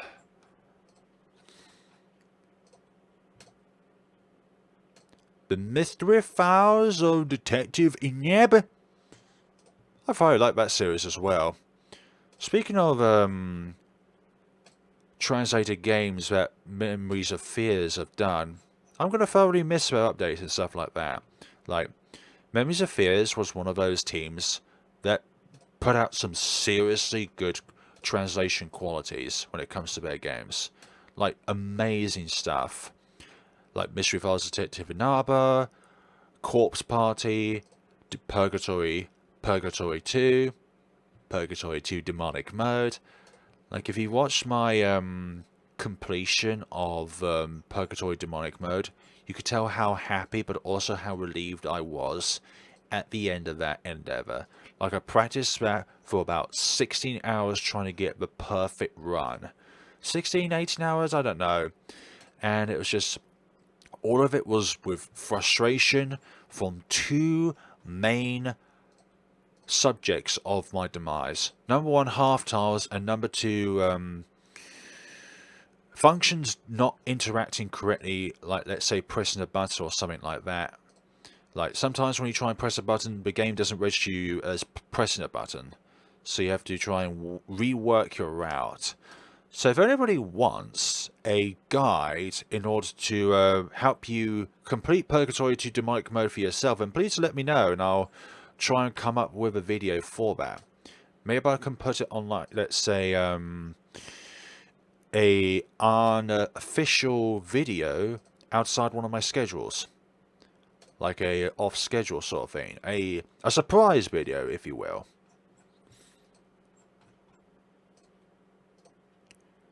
Because what I'm planning to do on Mondays, Tuesdays, Thursdays, Fridays and Sundays is 2 videos. 2 videos, one in the late afternoon in the UK and one in the late evening of the UK. Unfortunately at the moment for me, because of what YouTube's done recently, I'm now in the stage of going through every single one of my videos and unchecking allow people to sample this content. And you probably think to yourself, well, that's not so bad. But if you've got to do that with like nearly 2,000 or so videos, that's not alright.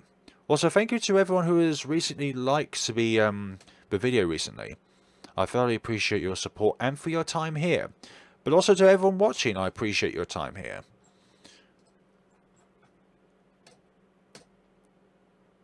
It's always about the individual at the end of the day. Every single one of you in your own ways is special, is wonderful, is unique. Even if you haven't found what you consider your niche in life, you will do one day. You just got to keep looking up. When you feel like the world is telling you to look down, you've always got to keep looking up. I don't know how long we've been throughout this live stream for now, and I dare to look. Because I'll be thrown off task and then I don't want to do this anymore. But actually saying this right now, if I didn't decide to live stream my experience going through this, then I probably wouldn't make it this far without having something to have, like a background thing to keep me in check and stuff like that. So yeah, it is what it is, and when life gives you lemons, you gotta throw lemons back in a way. In about 20 minutes time, I'm just going to take a short break from this. Number one, to put my chickens in their hen house because it's getting dark soon. But also number two, just to get a drink. And before you say it, no, I am not an alcoholic. I don't actually drink alcohol. And I haven't drunk alcohol in like probably since 2014, 2015. Just simply because a few times that I have drunk like 1 or 2 bottles of cider, I just could not get to sleep. And I personally prefer to have sleep over having just a little bit more of a fun night. But also as well, maybe not even remembering the entire night. So yeah, flair can be naughty. But that was before YouTube stage. Before maturing.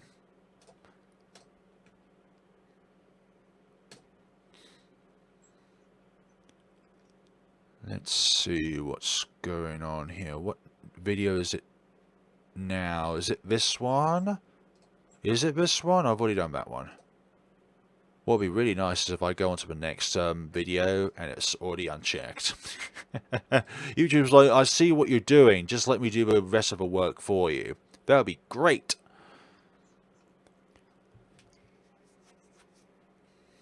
"16 likes, hell yeah. 16 more likes than what I expected, actually. Short permissions, go away. You should never have existed on any existence." Wait, do I have the same thumbnail twice? No, it's just the same character in a similar pose twice. Phew, my bad.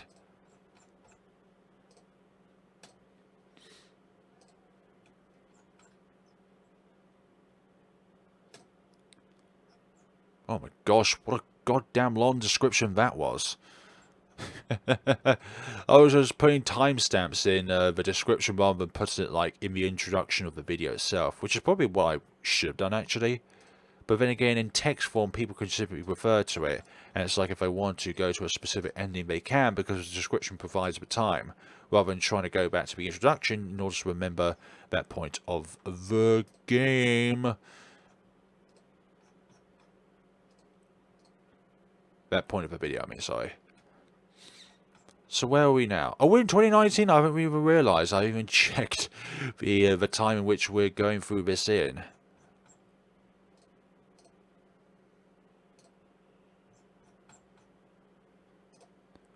So I'm hoping as time goes by, my ability to live stream and commentate throughout the live streams itself becomes more natural. I become more confident with them and stuff like that. When I did my very first live stream back, it was part of the one of the campaigns last year set up by Jacksepticeye and Tiltify in order to oh gosh, I've forgotten what it was now. There's something to do with the current pandemic, and I feel like myself, I was a nervous wreck back then. Like a nervous wreck trying to do a live stream because it's like I'm talking to people IRL in real time. It's like, what do I do? What do I say? And stuff like that. Just play the game and just talk like you would normally talk. Like, I think that's the thing with every kind of profession that you do.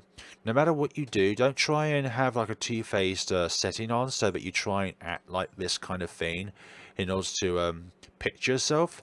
I think the most important thing that you can do as a person when going through any kind of career path or just anything in life in general is just to be yourself.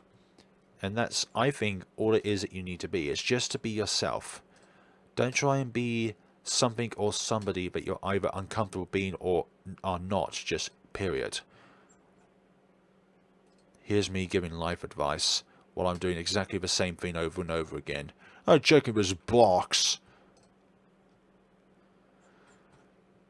I'm checking this box on so many videos. Like, I'm probably going to make it to like 10 o'clock and then I'm going to stop the stream because people in my household will start going to bed. So yeah, sorry for not having a second video out today. It's just that this change is like, I have to deal with it. I have to do this if I want to preserve the individuality of my channel. I always think that every channel out there is individualistic in some way. A figment of Discord. Yeah, this game was really framey. Like, you go throughout the game, it's like 5 frames per second when you go through the game itself. Because I think there was like scripting that shouldn't be in the game, but it's kind of like the framework of the game, so the developers couldn't change it unless they wanted to rebuild the game from the ground up. But this was also a series where I got a lot of dislikes on. I'm not sure what I did wrong within this series, but as you can probably tell, there was a number of them. And a friend of mine said that it's most likely other developers from Italy essentially being jealous that you're covering another person's game that was also in Italy.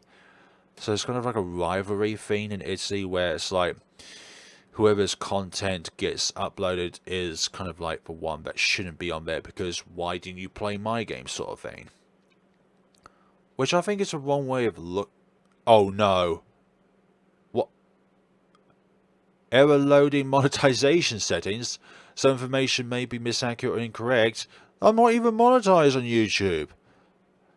Oh yeah, one of the music tracks at the end of Aria Story 2.0 was Japanese-esque.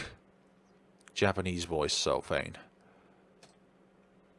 And the bad end 2 of Aria Story. What a 4-4 breaking scenario that is.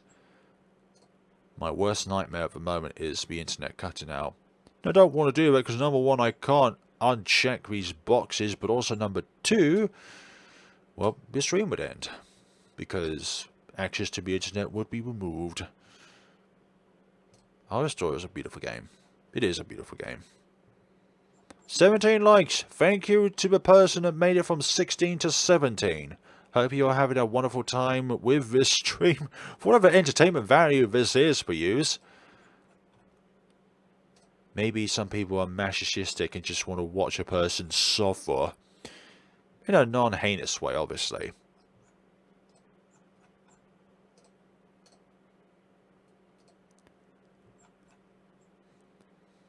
So where are we now? September 2019. We're getting there. But we're not even 2 years into our cycle. Yep. Getting a bit woozy now. That's the one. Dollavelo, the Celestial Tower. Made by QZ Productions.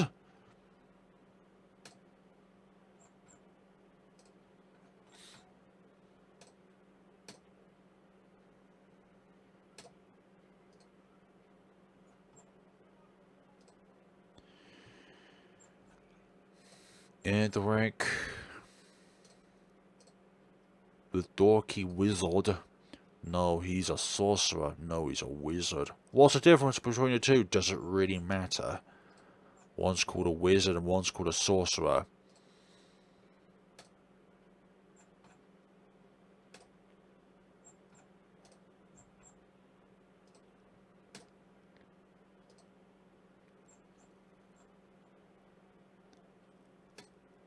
Let's see. Blood Opera Crescento. I think there's only a demo of this game at the moment, currently released. It's kind of like a 1800s French scenario, if I remember correctly. No, Austria. There we go. The synopsis does it on.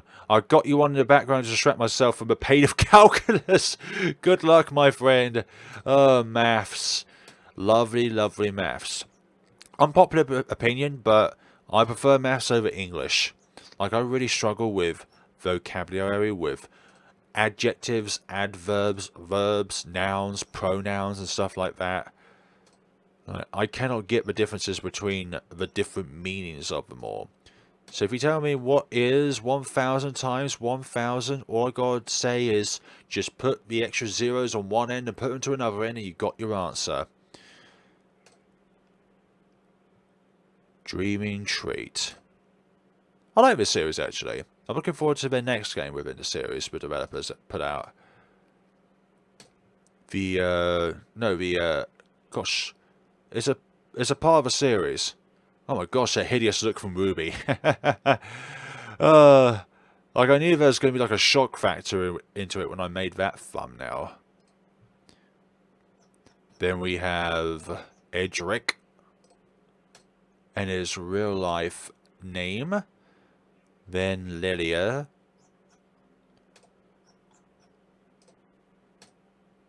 Yeah, some people say that they like to have my content on the background while they're doing something. I'm really humbled by that because it's like it's a relaxing thing going on. Also, I haven't put any music on because number one, you may have music of your own that you want to listen to, but also number two, just in case copyright claims. Copyright. That's the purpose of unchecking all of these is for copyright to not be a thing, or as much copyright to be a thing. Also, everyone has different tastes in music as well. Let's see, Wandering Wolf Twig. Gosh, it is getting dark now. How dark is it? It's still fairly light. The webcam lighting is good, and my dual screen monitors are good as well. They can pave the way.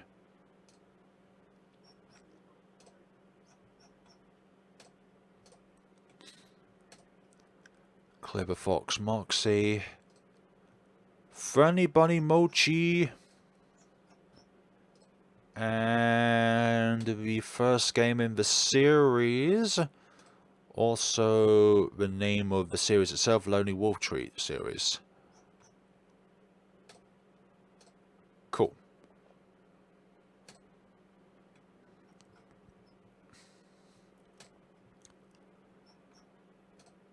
Bloody Chronicles, new cycle of death. Well, if it's a new cycle, then it must mean that these events have already done themselves once or twice already. Essentially like a paradox, kind of like Dragon Ball Z. Here's the thing about multiverses. They're cool in concept, but when it comes to the significance of events and stuff like that, nothing that happens has any significance whatsoever.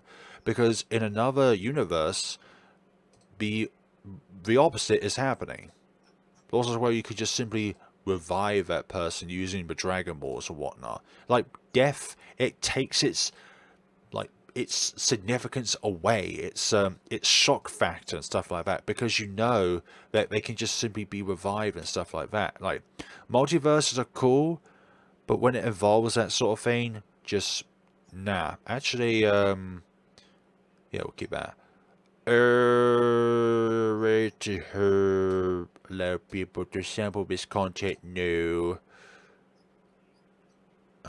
Dream of Gluttony. I like the visuals of this game, but the mechanics of going through the game I didn't like. Like repetitiveness and the specific timing of jumps that you had to go through. I didn't like that one bit. And going into the kitchen as well, the monotonous nature of doing tasking there is so annoying. Not as annoying as, like, say, clicking through all these videos and unticking shorts permissions. No, not as annoying as this, but it's definitely annoying. Let's see now. Dream of Gluttony. Shorts permissions. Cool. Yeah, this was an unscheduled stream, so I didn't plan on doing this initially, but it just came about as an idea, but also as a way of making this experience slightly less painful. Adorable with the Death Duel Tower. I made so many videos on this game, and I'm really glad I did. Like, I think this game is highly underrated. Where are we now? Oh yeah, we're at the bottom, aren't we? Here. This. That. Over there. What that is. What this is. Oh dear. What are we to do with our lives?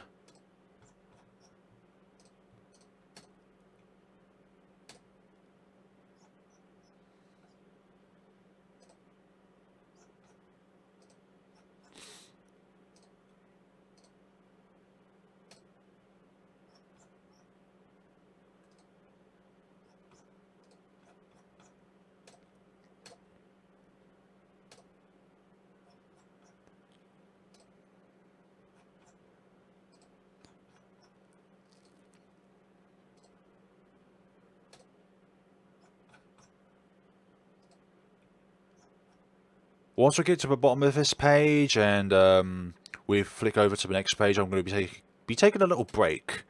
I won't be ending the stream, but I'll be just taking a little personal break. Be about 5 minutes or so, just to hydrate and stuff like that. Actually, I'll just bring the drink up, actually. That'll be easier. But just get my eyes away from the screen and stuff like that. Okay, folks. I'm going to be taking a little break and be right back.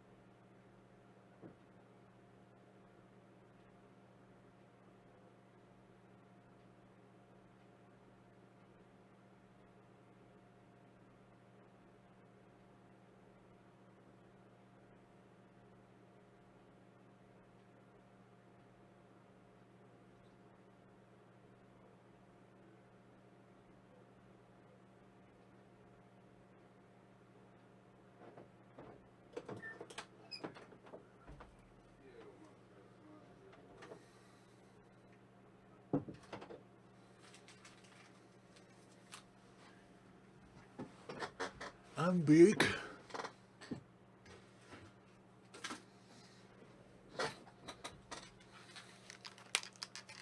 I am back with food and drink. Not sponsored, obviously, but it's a gluten-free bar because recently my ears have become incredibly painful from eating wheat. So, I thought the best solution would that be is to switch to a gluten-free diet, and it's worked out considerably well. I'm able to exercise without rib pain and be able to actually stop exercising because of exhaustion rather than rib pain.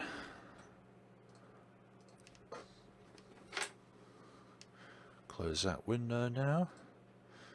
All the curtains of the windows anyways.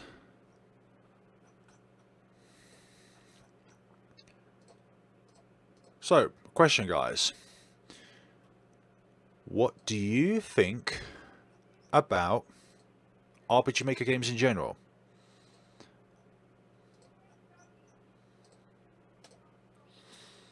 What is your favourite RPG Maker game of all time?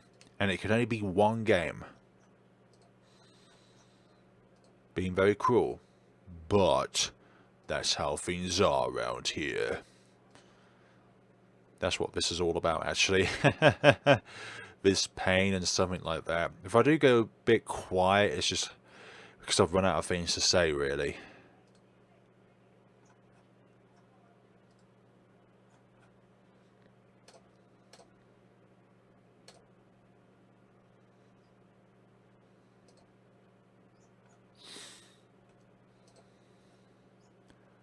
Yeah, Purgatory 2 is a great game.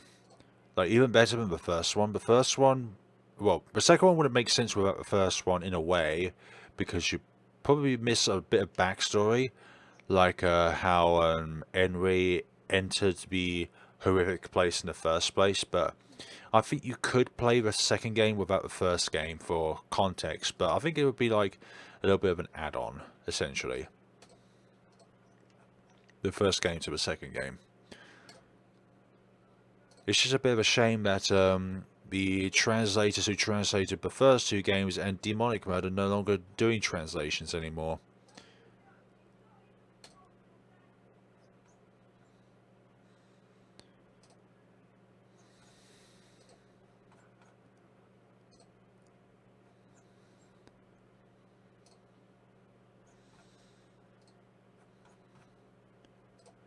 Doopy-doopy-doo, allow people to sample this content? Nope.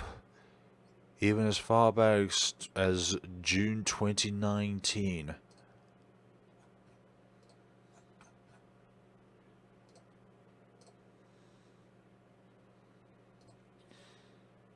Sounds a bit silly, but I've got two different recycling bins in my room. One for tree-related stuff like cardboard and paper, but the other one is for plastic, metals, glass, or anything like that. It just means when I put them in a recycling bin, I don't have to differ between what is tree-based and what is not tree-based. Because in the UK where I am, we have two different recycling bins that we can have. Red labelled one is for cardboard and paper, and the other one is for anything that is recyclable but is not paper-based. And it just makes it easier rather than putting all the recyclables into one bag. Are you only going to do live streams from now on? I really enjoy the pre-recorded. Yeah, I'm still going to do pre-recorded stuff. It's only on Wednesdays and Saturdays that I'll be doing live streams. So don't you worry about that. The pre-recorded stuff is still going to be as strong as ever. Just not on Wednesdays and Saturdays. And they're also on different times of the day. Just to try and reach out to as many time zones as possible. Because on Saturday streams, it's going to be more opted for America and Europe, whereas ones I do on Wednesday mornings is going to be more opted for Europe and Asia and Australia. That's okay. You're welcome. Thank you for asking that comment. So where are we now? Chapter 2 of Midnight Train. Wow, when this released? Wasn't as game-breaking, or not game-breaking, but it wasn't as huge as the third and fourth chapter, but still pretty good at building up the building blocks for the entire game itself. And our boy Apollo. Bless our boy Apollo. Also, bless our boy Neil as well. Smart guy. Nervous guy, but smart guy. Intelligence, strength, and agility. That's what the 3 characters of Chapter 2 had. Intelligence, Neil. Strength, Apollo. And agility, Luna. Luna's just such a cool character. And Luna is like a personification of, you don't need words to speak actions. Your actions are louder than your words. You don't need to speak in order to make your intentions clear.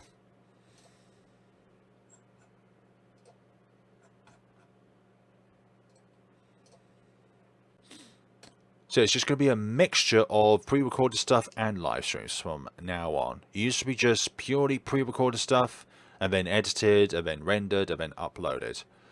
But now, we're going to be doing a mixture of different things, just to diversify my ability to reach out for you guys, because you guys are the reason as to why I'm still making videos now. Like, if nobody enjoyed what I was doing years back, then I wouldn't have continued doing this sort of thing.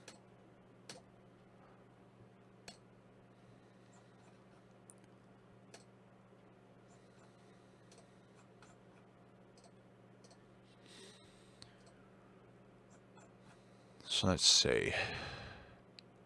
May 2019. We're not even close, but we're still. This is actually the very first live stream I've ever watched live. Okay, kudos to that.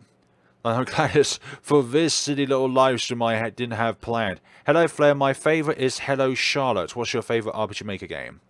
My favourite one, that's a very difficult one to put down because there's so many that are great. But if I were to pick one, like, if I were to say right now, like, let's say in an interview, like, what is your all-time favourite RPG Maker game? I think it would have to be Midnight Train. There's just something about it that just really rings true for me, and really, really hits the nail on the head for all the different things that a game has. Visuals, wonderful. Story, wonderful. Characters, wonderful. Puzzles, difficult but not obscure or illogical, like in other games. Like, it has as close to as a perfect blend of all the different things that I look out for in a game and really enjoy.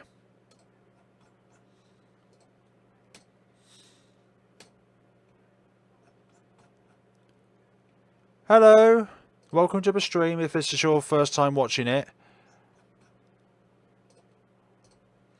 So I don't know how to pronounce your name. A-L-Y Riki? Alriki. I'm not too sure.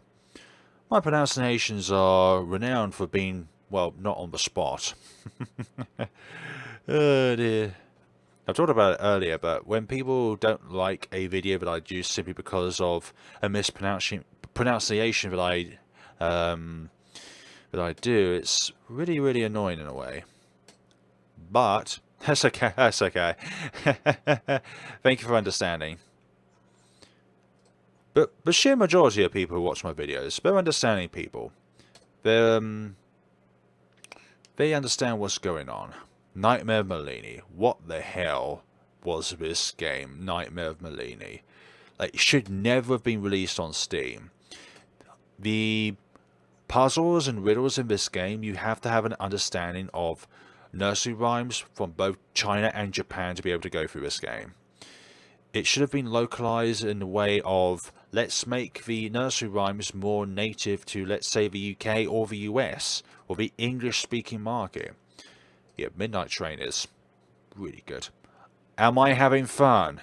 Let's just say that doing this on stream makes it less tormenting. That's all I'm going to say, and welcome Loken to the stream. Lokin, sorry. Am I having fun clicking short permissions and allow people to not have my...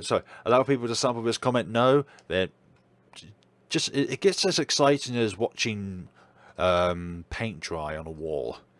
sort of thing. But thank you for coming along and sharing my pain. Obviously, you're not one who's witnessing the pain. Well, getting into... Let me reword that. You're not one who is suffering the pain, but I'm glad you're on board to be here with me to see what this pain is like. Going through Nightmare Bellini is a nightmare, yeah. It is a big nightmare in itself. If you've ever played it, then I feel for you. If you haven't purchased the game, then I'm not being horrible, but please don't purchase it. It's a waste of money. There are 3 games out there that are much higher quality, like let's say Eve, for example. Brilliant game. Although for me personally, and this is going to be unpopular, it's not even in my top 5 RPG Maker games. Like, it's a beautiful game. But when people overly use it for as like the inspiration for their own game, it kind of becomes like a case of that game loses its individuality when so many games are inspired by it. But that could also be said for, let's say, Uminiki fan games. Like, where's the inspiration behind that? That's right, it's the original game. But they're fan games for a reason, and that is because, well, simply, it is a fan game. But when you build your own concepts, but you always latch onto a particular theme, like, let's say, there's going to be another game that's going to come up soon, I believe, and it's called Lucy, and there is one ending in that game which has exactly the same step as the secret ending in Witch's House, where you just have to stand at the beginning for an hour. Like, that sort of thing.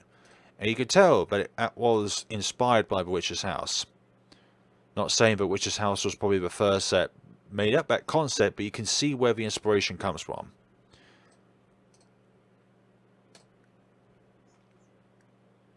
So yeah, Eep. Definitely an S tier game, but not in my personal favourites.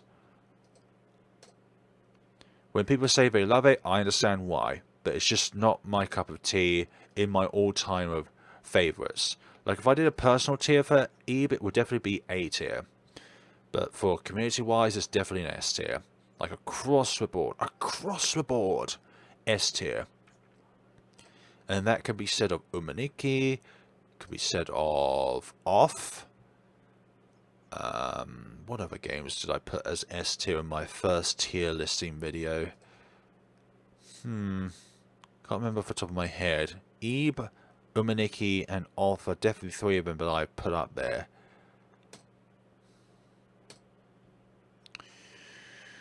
Right, Living Playground.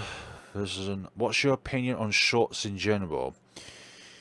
Just largely a waste of time developing, really. Like, ultimately, if people feel that it's okay to make shorts, then the only criteria I would have is put in the description of that video the shorts that you took from other people's videos, so in a way they are credited within those videos.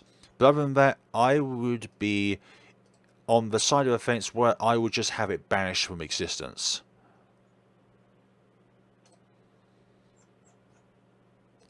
And also as well, shorts should not make any kind of money whatsoever from them, because you are using other people's content to make a living for yourself. But you could also say to me, well, you're using other people's works to benefit you, but this is not a content creator's work to a content creator's work of the same field.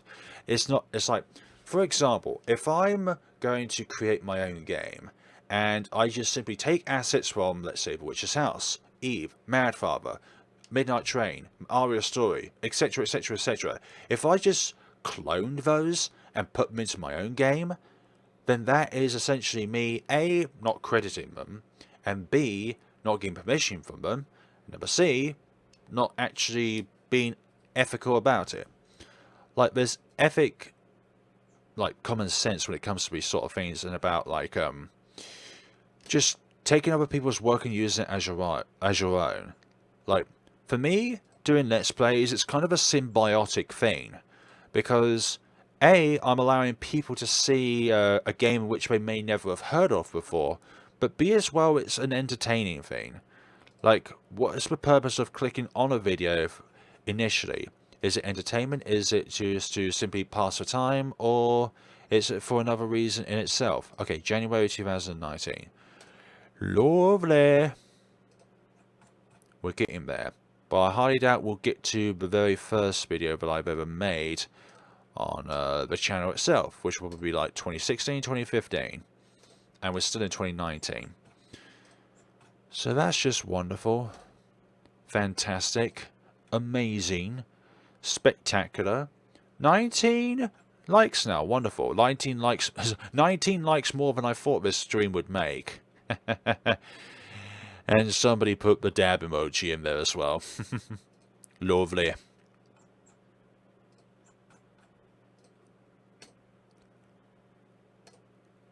Oh, I have Brody Chronicles, mate.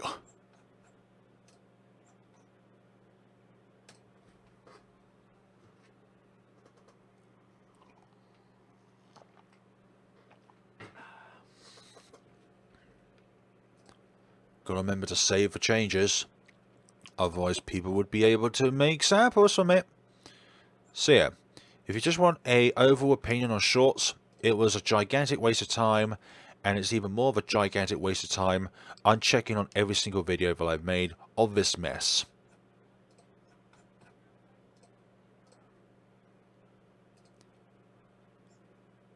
But no matter how negative something is, there's always something to be gained from it. And I would say that the only thing that is positive about all of this is I get to have an opportunity to chat to all of you. Which in a way is nice. But it's just the consequences of how we got to this stage in the first place.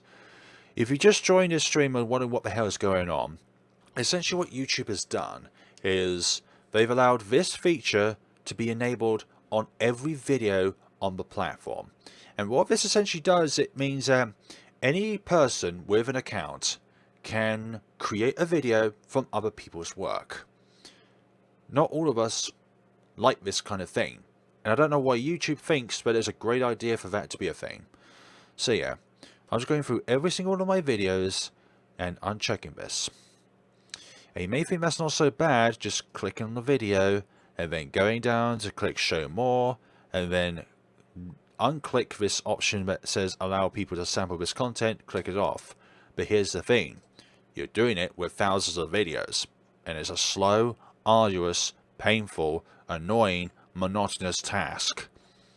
And the only thing that's keeping me going is you guys watching.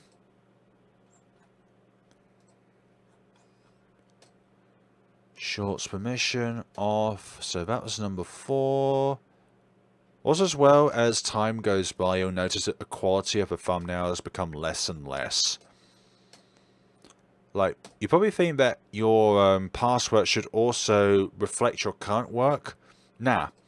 You want to see your progression as you make your way up the tree in life. Like, you don't want everything to be spectacular, spandavy-dozy in the past. No. You want to see where you came from and know that what you've done in the past is how you got to today. Walking Star Unknown was a lovely game. I do wonder when VG Person will translate the developer's next game, because I think it's already out in Japanese, but VG Person just hasn't yet translated the game itself.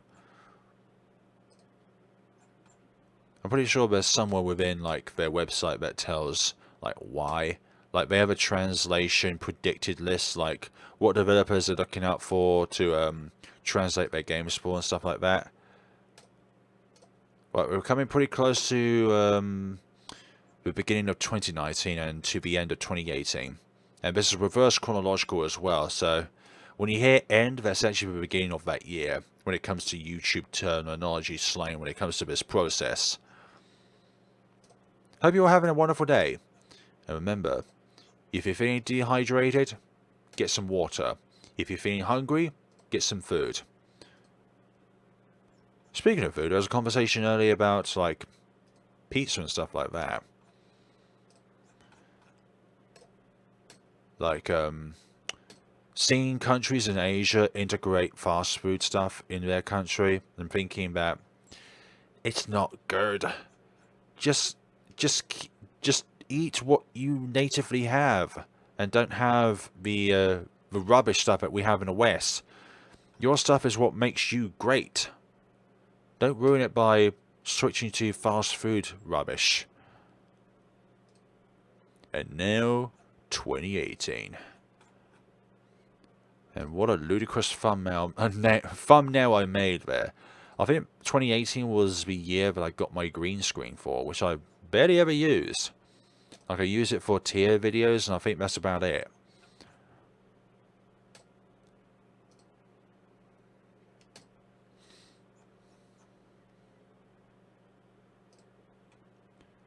Walking on a Star Unknown Patch 5. This was sort of back when I keep having Flare Let's Play within the title of the video itself, which I no longer do. Like when you click on a channel, you kind of know whose content it is and whose Let's Play it is, so you don't need to continuously put that within your title. But I thought that was good at the time itself. But things change over time, the meta changes over time, trends change over time. And I feel like trends in a way is both good but also creatively restricting. Like, why is it that when I want to play a certain game, I probably wouldn't be able to because, well, trends denies you of getting like a positive reflection of your hard work, sort of thing.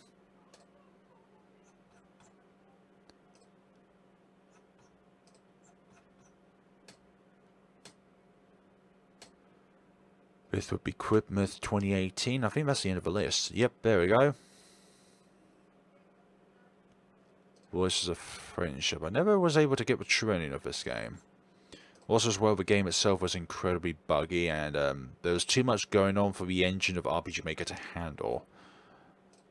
If I remember correctly. 2018, even though it was only 3 years ago, when you've been making so many videos, it's kind of like, it's all amalgamated into one experience, and that experience is just, well, foggy. If I could describe, like if you could put every single Let's Play you've done into one word, it would be foggy, because there's so many different things going on, but it's like a fog. Like, you know there's a lot out there, but at the same time you can't see everything at the same time.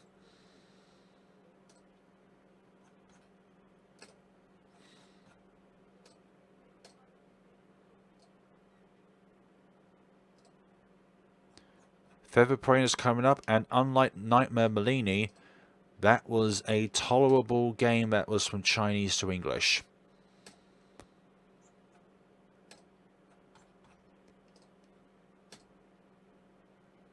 Like, it still had some spelling and grammar errors in there, but the gameplay itself isn't bad. It's tolerable. And also you can actually complete it without needing nursery rhyme knowledge from China or Japan. Or Japan. Oh yeah, we was from one of the secret endings to the game. Father or prone?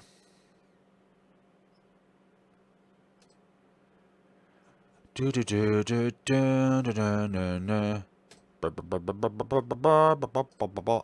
resorted to chicken noises now. Oh, dearie me. Doing the same thing over and over again, for goodness sakes. Feather of Prey.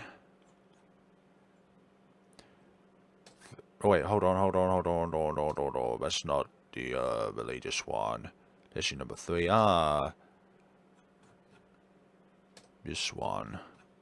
This game. That game.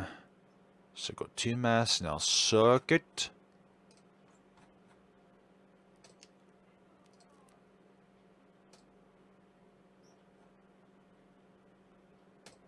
Momoko was a questionable game. Like, I kind of like the premise of it, but the kind of theming of the game itself was a bit morbid. A bit too morbid for my likings. And that's like in a satanic sort of way.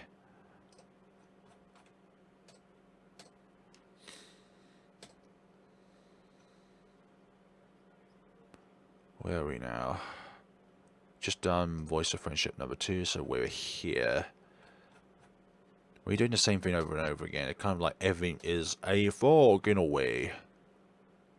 Oh, we come up to the end of the bonus stage of Witch's Heart, which is like the second installation to the game after the original build of the game. City of Bones, made by the same developer who also made Timeline, and one other game as well, which I've forgotten. There's like a circus or something like that. We'll probably come up to it pretty soon. Oh, we've gone over it already. It just wasn't in the mind. Just wasn't in the mind. Let's see. Clockwork Prince. Also made by the same person who made Mari, who was also in the chat earlier, called Z. Z Make Games. Right, Witch's Heart bonus stage.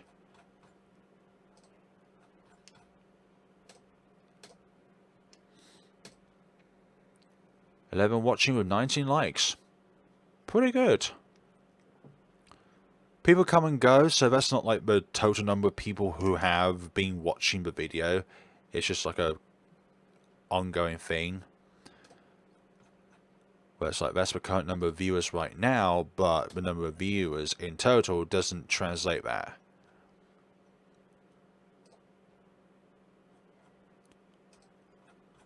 Now we come up to a pretty large block of copyright claimed videos of Witch's Heart because of certain tracks in there being copyright claimed. That's one thing about, well, that's probably one downside of doing videos like this, that you have no idea if the audio in these games are copyright claimed or not. Like, you have no idea if this track is copyright claimed or not, which is so annoying. Like, do I seriously need to take down the video, find an alternative bit of music for that bit, and then go from there? So annoying. What's even more annoying is that, like, the companies that kind of produce these musics, which are free to use, kind of don't actually care about the stance that you're in. So it's like, you are a content creator making videos on these games, but they don't care as long as they get the money that they are entitled to from people clicking on that video because it has tracks that you made. Like, okay, I can understand one point of it, which is about, like, having your products in places which may or may not have been, should have added to in the first place. But seriously, 21 likes. But 2 people have liked it recently. Wow, thank you for so much. If you just joined the stream, and what we're doing right now is, you see this little box right here? It says allow people to sample this content, which means that people can make content from your content. And this box is something that YouTube like pressed all on every single person's videos, so therefore every single channel out there on all of their videos has this box ticked. So what I'm doing right now is the slow, painful process of unclicking this on every single one of my videos, because I don't want people to make content from my content unless they ask.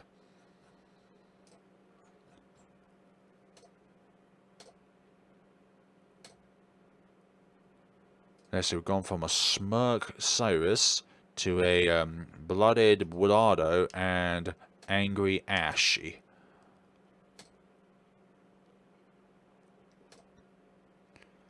And this is the second detective Inaba game. I think all of them have got their own like spunk about it, in their own lovely ways. Like the second game was more of a detective, sort of figuring out the crime sort of game, whereas the first and third game were more horror games. And you're actually in the field trying to decipher what's going on.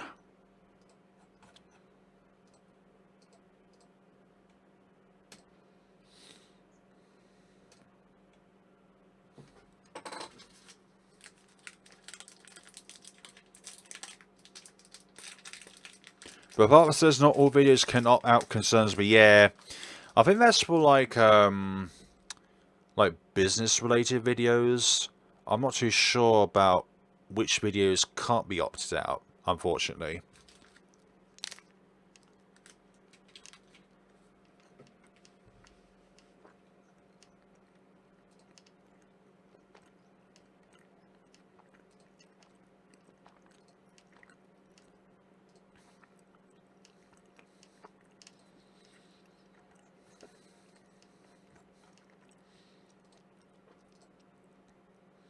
It could also be collaboration videos as well. That is a sort of thing like two people have agreed to make a video for one channel. I'm not too sure on that one. That's just a hypothesis. But Witch's House MV. What a delight it was to be brought to this game from the original. Like, I think MV is even better than The Witch's House, not MV. But then again, MV doesn't have that nostalgic feeling that the original Witch's House game has. The original reason why we were so attached to this. Also as well, this would be one of my top 5 favourite games. This is probably like alongside Midnight Train as my favourite game of all time. Like, I was thinking of Witch's House, but I somehow didn't remember the MV version of it. And the extra mode of it added a bit more story to the entire universe of Witch's House, where it's like we learn a bit more about the parents of Ellen in a way. Like, the majority of their stories is written in the Diary of Ellen, which I think is a cracking read, actually, to look through. See the life of Ellen. And speaking of Witch's House, people to this day still feel like there should be a sequel to Witch's House. What is there to sequel about in that game? I'm sorry, but what aspect do you think can continue from there? A prequel, yes, but not a sequel. Prequel means before the events of those games, whereas sequel means the events after the game. So like Purgatory 1, but the sequel is Purgatory 2. Makes sense. But there's no such thing as a sequel of Witch's House. I think that's just daft.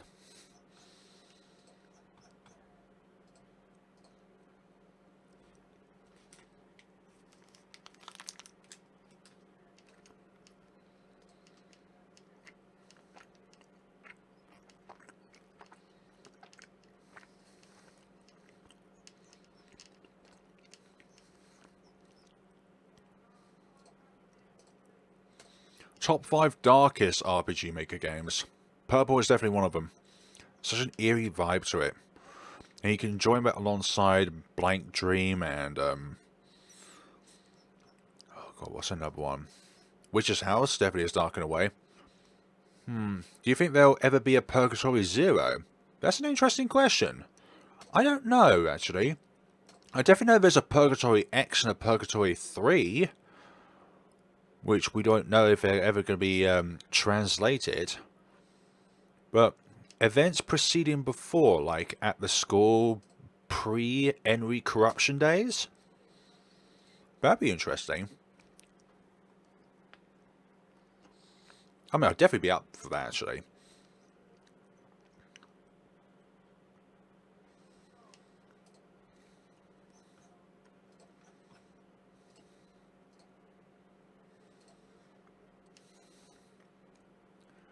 Right, did I do the other video? Did I already do this one? Okay, I've already done that one. Cool. So I thought I went from 2 to 1 on purple. That was all.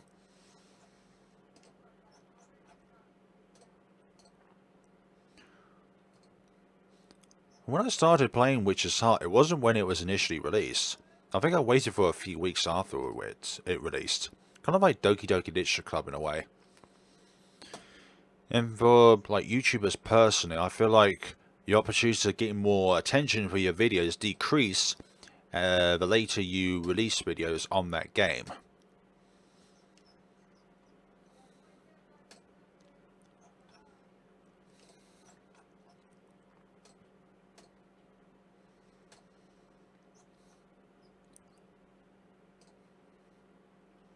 I had a fun time making this video actually. The similarities and differences of Prom Dreams and Doki Doki Literature Club.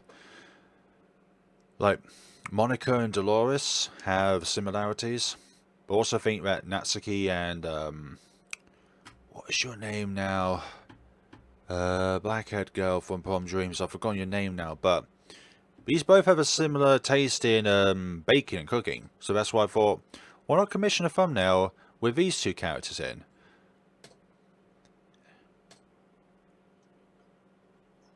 Like, they're similar, but they're not like the same.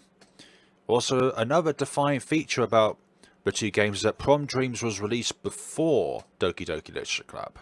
So you can't say that Prom Dreams copied Doki Doki Literature Club because Doki Doki Literature Club was released after Prom Dreams. Oh yeah, this visual novel of Hello Charlotte. I didn't put that within my bucket list of games to play.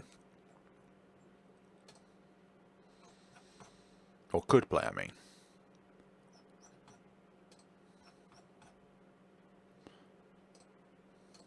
So to answer your question, I'm uncertain if there will ever be a Purgatory Zero, but I would like one.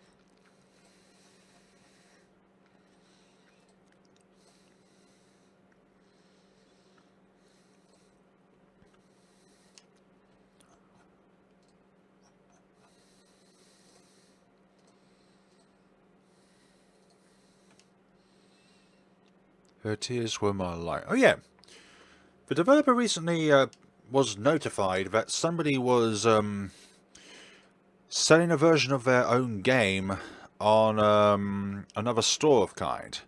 But it shouldn't even be sold because it's a free game. So glad that the developer was notified, but it's really annoying when you put your hard work into these games and yet somebody comes along and thinks, you know what, I'm just going to take this person's game and essentially resell it for my own benefits. Without crediting, without the funds going to the actual developer itself. Something like that. I think it was renamed Her Tears Were My Sound or something like that. Or Her Tears Is My Sound. Super, super annoying, super, super frustrating, and super, super not allowed.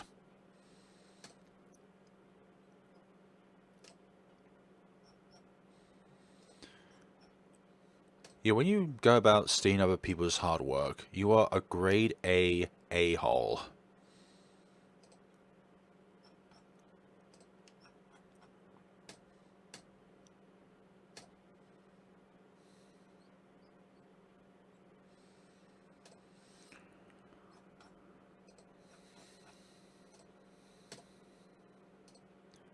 Let's see, what is the monotony of this? Let's see, click on details, scroll down, click on show more, disallow allowed people to sample this content.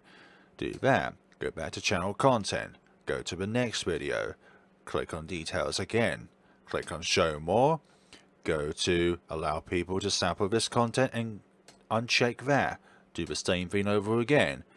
And what you're doing, what I'm doing right now is something that I shouldn't be doing, but I am doing it because I don't want people to sample my work so that when it comes to copyright stuff, then I won't be encountering any further copyright claims because people are allowed to essentially sample bits from your videos and put it into their own content creation, if it is even content creating at that matter.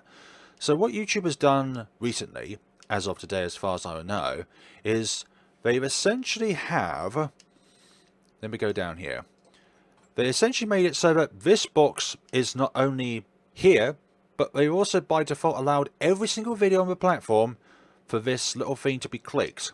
And what this allows is for people to make their own videos from your content. And if you value your own content, and you don't want that, so I'm clicking off of this. So it means that people can't make content from my content. But the only issue is that there are thousands of videos to do this on. And it starts at 2021 May, and now we're on 2018, which I think is quite good, actually. Quite steady progress.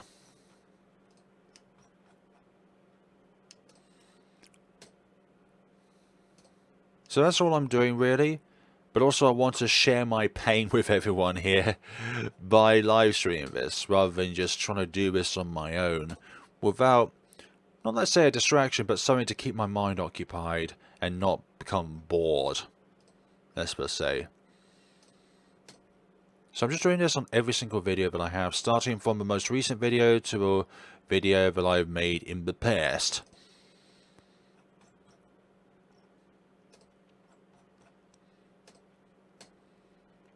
This is like a prequel to Wednesday and Saturday streams that I'll start doing, which I made a video on earlier today. I think it's called like, oh, what did I name the video as? Why have I got two different versions of this? That should not be correct. A new chapter for the channel. There we go. That's one. Essentially, just thinking that would be a nice title for like advertising the fact I'll start doing live streams, but also like try and keep to a fixed schedule. But unfortunately, already that schedule is broken because of the changes that YouTube have implemented, so that these boxes are already by default being ticked yes, so that people can steal your content. I don't know why YouTube think it was a great idea. They obviously don't know their content creators and what they like and what they don't like. And this probably happens once a year sort of thing. I don't know. I wish more awareness would go to YouTube itself to know that these kind of decisions made by YouTube are absolutely diabolical. I remember when YouTube's copyright strike systems were completely flared up, and that's not pun intended. So people copy your videos and then they copyright strike as if they actually own the video. Not necessarily, but they can make content from your own content, but they probably can try and attempt to do that actually, like steal content and then try to claim that it's their video. So I think for the quote-unquote content creator who just makes content from other people's videos, but the word content create, well, the phrase content create is a bit of a question there. I suppose the merging of it is the only creative part of it, in which order to meld it in. But me personally, I don't like it. I hate it. I don't want people making content from my content without my permission.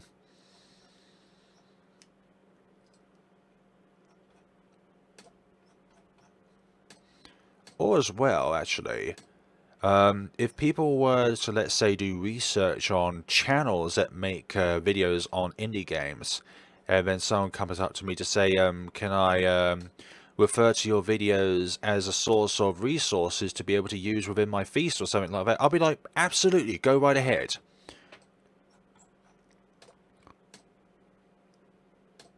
Go right ahead and do that.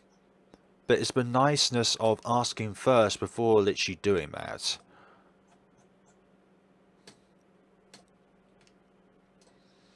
I think honestly, asking someone for permission is such a simple thing to do, and it's just a nice thing to do. It already shows you that you're kind enough to go out of your way to asking somebody, hey, I'm doing something right now and I want to use you as kind of a reference point for what I'm doing. Please can I add you as like some sort of reference within my feast and stuff like that? I'll be like, absolutely, absolutely, go right ahead.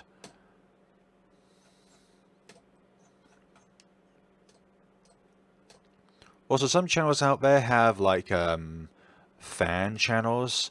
So like, for example, if there's like a Jacksepticeye fan channel, then that's, I think, is perfectly fine, because you're not impersonating the person, you're just like a channel there to support that content creator. But impersonation channels, they can go away. Anytime you're trying or attempt to impersonate, you're literally saying that you can't be bothered to put the work in, so therefore you're trying to steal other people's work. But don't ask, because it's either they don't know or they are a bunch of... Yeah, it's mainly the latter, but there are people out there who would fall into the former.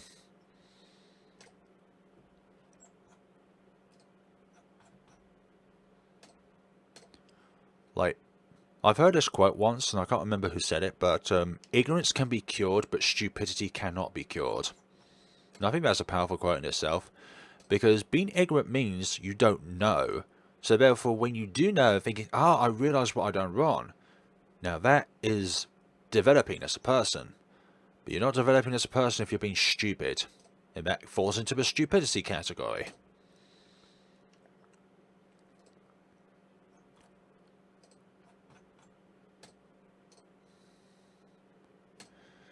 Right, where are we chronologically? April 2018. We've still got 3 more years to go through at the very least. Goodness sakes, we're about only halfway through this expedition. But we are quite far in the past now, because this was the phase on my YouTube channel when I capitalized the non-game part of the title.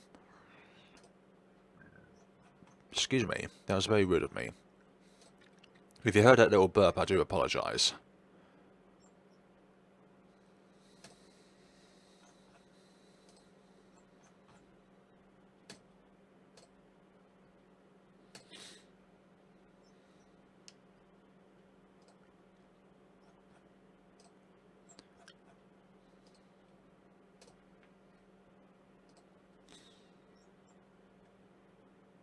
Hope everyone watching right now is having a wonderful day where you are. I know at times I can be quiet, but it's just simply because I've either run out of things to say or I'm concentrating on the matter of hand of getting every single one of me videos to not have the box of allow people to sample this content checked. I want them unchecked, unclicked, not allowed. Once YouTube showed the potential to be a profitable business, corporate starts to move in. Yeah, in a way that is kind of true.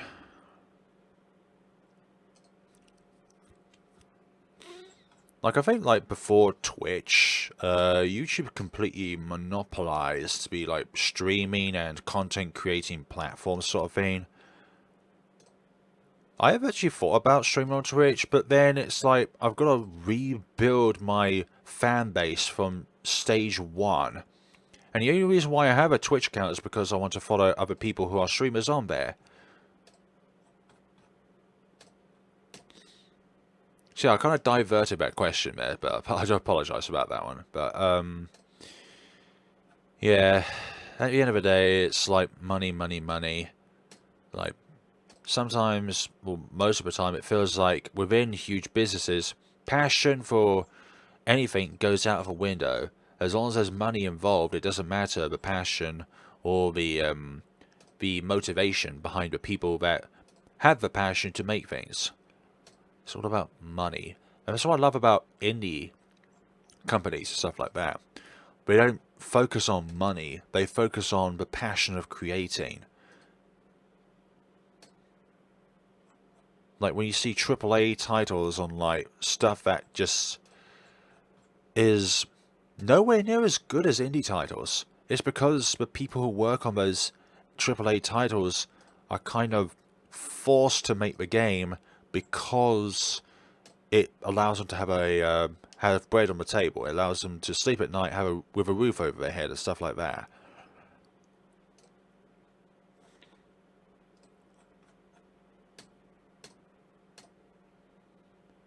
Right. I'm playing an off-fan game at the moment on the channel. Indie games are successful because they're based on passion. That's why they're great. Exactly. Hello, Kara Melodies on Piano. Welcome to the stream. This is an unorganized stream. I just thought this would be a great idea to share my misery of unchecking all of these boxes that YouTube has checked, which essentially allowed people to say, hey, you can legally use other people's content, stuff like that, without asking them, without their permission, without their consent.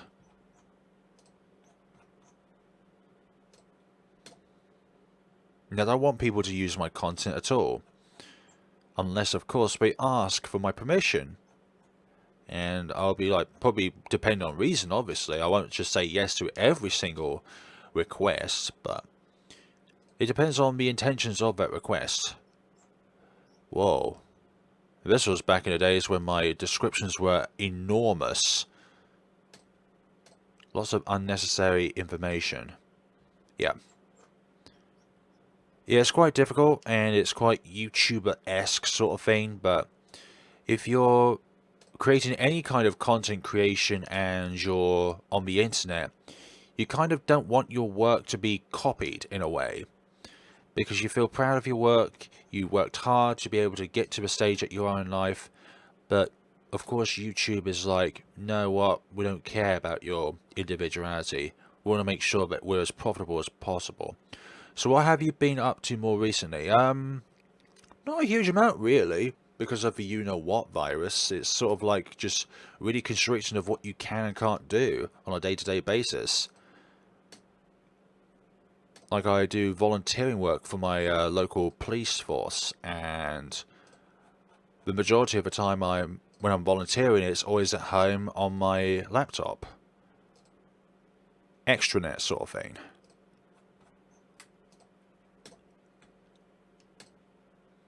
Extranet being, it's like you're logging into the office, but from outside of their internal office. I didn't know there were checkboxes for allowing that. Yep, there sure is.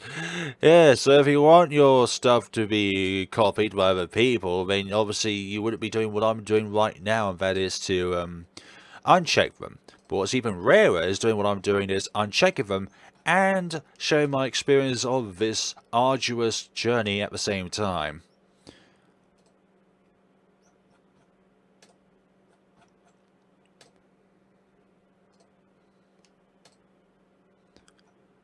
Your view count is fluctuating from single figures to double figures, etc., etc., which is fine.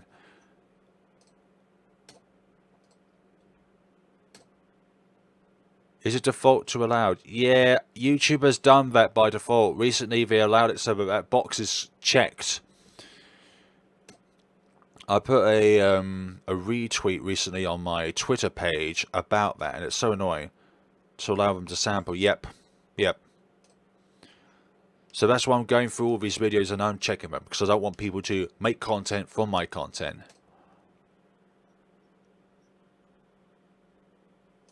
Escapede. Escapede.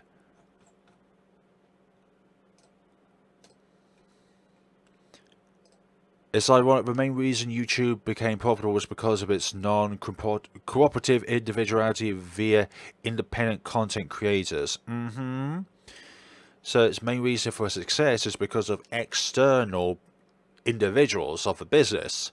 But at the same time, they kind of are internal because they use a platform, like myself. But again, anybody with a YouTube account is kind of using the platform in some way.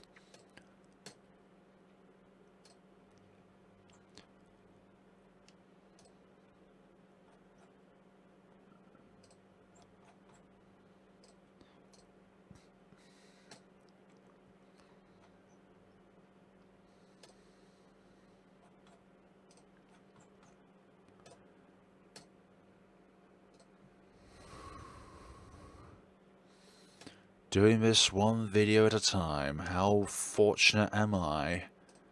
Not really. Hashtag not really fortunate. In fact, don't even make that a hashtag.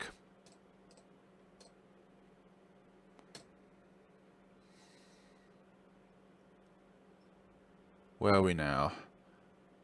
Is it 18 or is it 17? I've already done 18, damn it.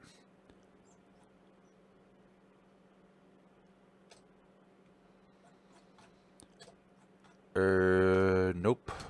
Do not want that. I do want to see how many likes and dislikes are on the video, but not the other thing. The other thing going on. 15. Fatal 12 is quite a difficult visual novel to keep up its story, but if you manage to get it, then I highly recommend it. Like, it's a very complex visual novel with a fantasy scenario that has your life on the line.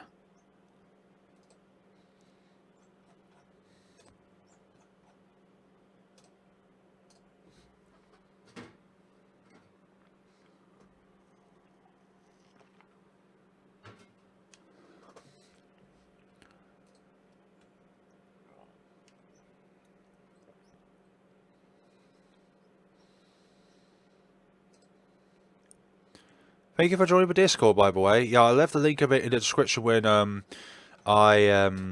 opened up the topic of Discord and stuff like that. Because essentially what I'm wanting to do in the near future is commission someone to make a bunch of emojis of different RPG Maker horror characters in the Discord itself. Well, for the Discord, sorry.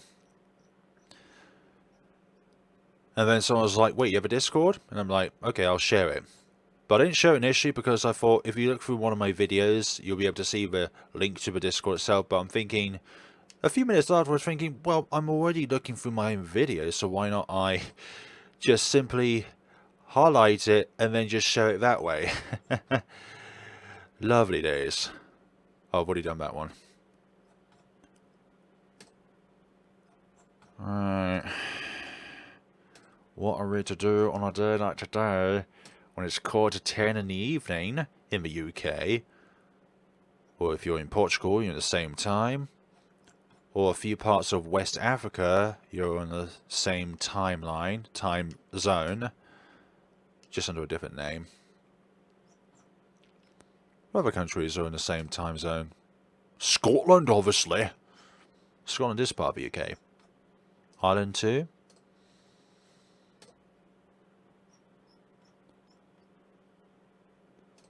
Yeah, when it comes to live streams in the future on Wednesdays and Saturdays, what was the game you just recommended? I missed it. Oh gosh. Oh, it's the game I'm currently flickering through at the moment called Fatal 12. It's a visual novel where essentially they give you a very basic summary of the game itself.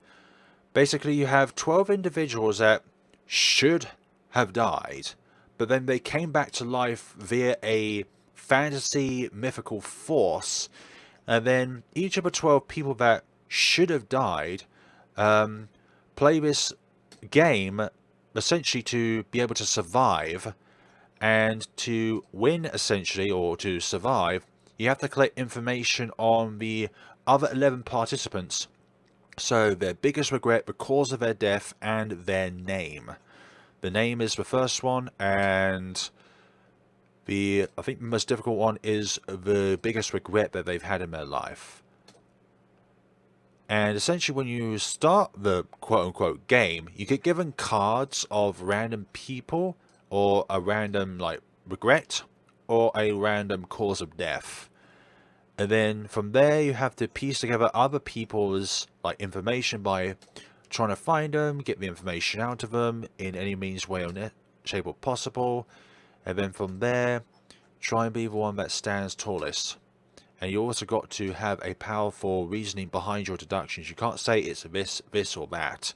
You have to have the reason and as well a fundamental case for your reasoning. But that's like a very basic summary of Fatal 12. It's a visual novel, not an RPG Maker game. But I started playing visual novel games because it's a similar kind of storytelling genre of games like RPG Maker games are.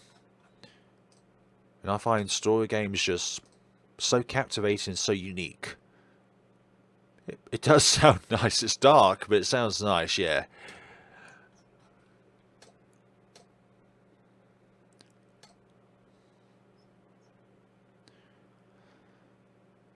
Let's see.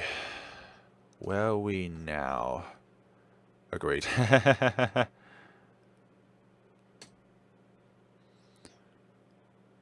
So... oh, this one. So, June 2018. Wow. Oh, this was a series I stopped doing. My RPG Maker Horror Memories series. Like, I feel like at that time I felt like it was just too much editing, too much work to put down, and the results didn't really reflect the amount of work I put into them. So that's why I kind of like stopped that series. It was kind of like a once a week sort of thing. Oh yeah, E-Star. We've already had E-Star, and I've already clicked on that one to do that. Rainbow City. I'm forgetful. So many times doing this, I am forgetful.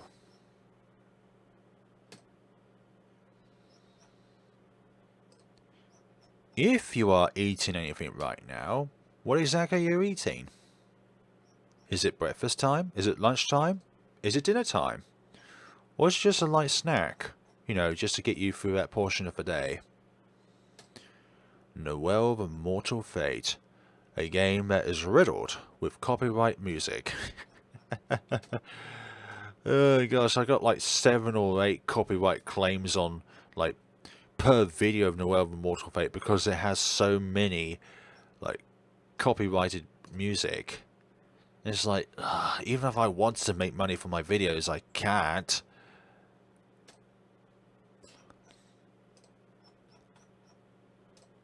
If any future seasons of Noel the Mortal Fate come out, I'll still stick to the same formula of doing the entire season in one video. Otherwise, it will come to like a 40-part Let's Play series on one game.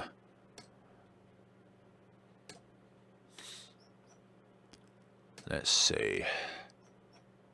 The first one of Noel the Mortal Fate. Noel reminds me of Rachel Gardner in a way, just appearance-wise. I think their personalities are very different. Like, Rachel is very kind of soulless and something like that. How good is Aokana? I was browsing, saw a lot of videos. I think it's a pretty good game. It's a very, very long visual novel. Like, visual novels, in general, are very long. But Aokana, if you like kind of like a sci-fi twist of a sort of things, then I would give it a go. Like, I got it while it was in a sale where it was like 40% off or something like that. And people have recommended it to me as well as another game to try out and stuff like that. But it is like a 40-hour game at the very least. But I personally recommend it. It has lots of lovely characters. Or a few lovely characters. Other ones not as lovely, but still important to the story. That's like that with every game, actually. There's some characters that click to you, and other characters which are like, I don't like that character at all, but the game wouldn't be the game itself if it wasn't for that character. Kind of like, I don't know, Emma in Purgatory 2. I do not like her personality one bit, but if she wasn't in the game, then Purgatory 2 wouldn't be as good as it was. Or as it is. Or another example, and this time it's going to be from a visual novel. Alice Baker from Student Union. Very horrible character. Has no empathy whatsoever, and if her goals involve allowing another person's demise to be the case, then she'll be like, so be it. Do you have any recommendations for horror, romance, or mystery?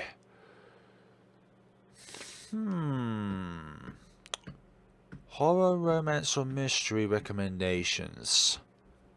For mystery, I would say Midnight Train. For horror, gosh, I am so wound up now. Like, romance. Like, there's a lot of romance-based visual novel games out there. And there's a few also RPG Maker ones which are around romance. I can't really think of anything which has like all of them put together sort of thing. Do you have a favourite Fatal 12 character? I would say my favourite character would be the beefy pirate girl. Now, she was my personal favourite character, I think. I think her personality was fantastic. But also as well, she actually harbours some sympathy for other characters, even though she could just literally use brute force to win, that sort of thing. Like, she could just simply use brute force and she would win the entire thing. But no, she has some sympathy for other people, and she shows it through her actions and stuff like that. Like, she doesn't use her brute strength to be a tyrant. But for the recommendations, there's so many games out there, really. I don't have like a particular one which I can name right now. Actually, let's just look through this list. It's a little bit haphazard with its story. Noel Mortal Fate. Mystery, yes. Oh, Stitched, I recommend that one actually if you want something with a lot of horror involved and mystery. But none of these on this list at the moment have sort of any like romance involved in any way, shape or form. I definitely don't recommend elevator rituals. I've mentioned it more than once throughout the channel, but I do not recommend it whatsoever. Not one bit whatsoever. This is going to be the final page I'm going to be streaming this pain in. I'm going to be doing the rest in my free time because I think soon my parents will be going to bed. I don't necessarily want to talk aloud a lot.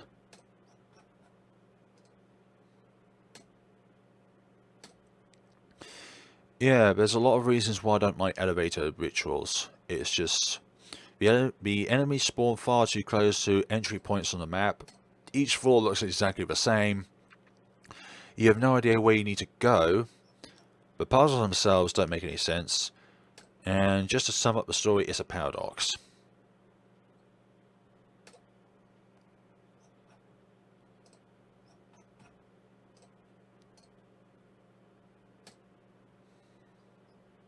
So if it sounds like I'm a little bit down at the moment, it's just simply because of the task at hand. It's not like I'm put off by the stream or anything like that. I promise you tomorrow's stream will be much more exciting than this. And that is if I survive and manage to get through all these videos, that is.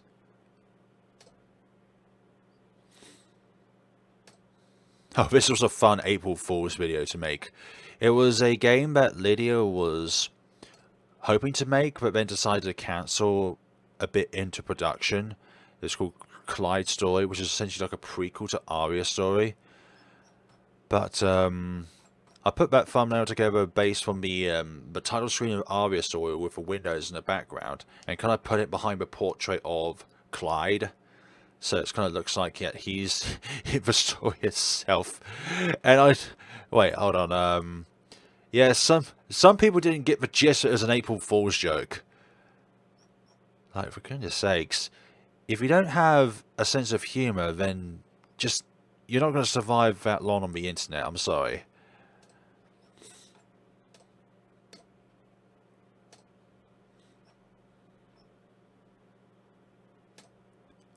Let's see, horrific doll factory. Stitch visually is fantastic, but its puzzles are just far too difficult for me. Not complex. Well, sorry, let me take that back. It is complex, but it's not illogical. It just takes a lot of fathoming out to do. This was a series I never finished, the Umaniki Dream Diary game, which people have argued if it was like a sequel to the original game. I think you can spin it however way you want. It could be a sequel, could be a prequel, or it could be like in the same time frame, but just a different timeline. Lucy, a game that is inspired by The Witch's House a little bit too much. But still though, 3,000 views in a span of 3 years. Not bad for an indie game.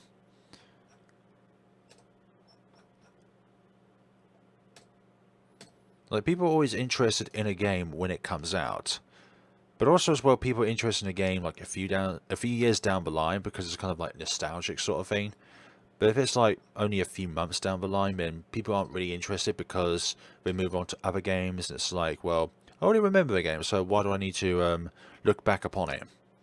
That's kind of like a problem with doing a Let's Play on a semi-new game, is because you won't get the traction that you would want to have from, let's say, a game that has just been released.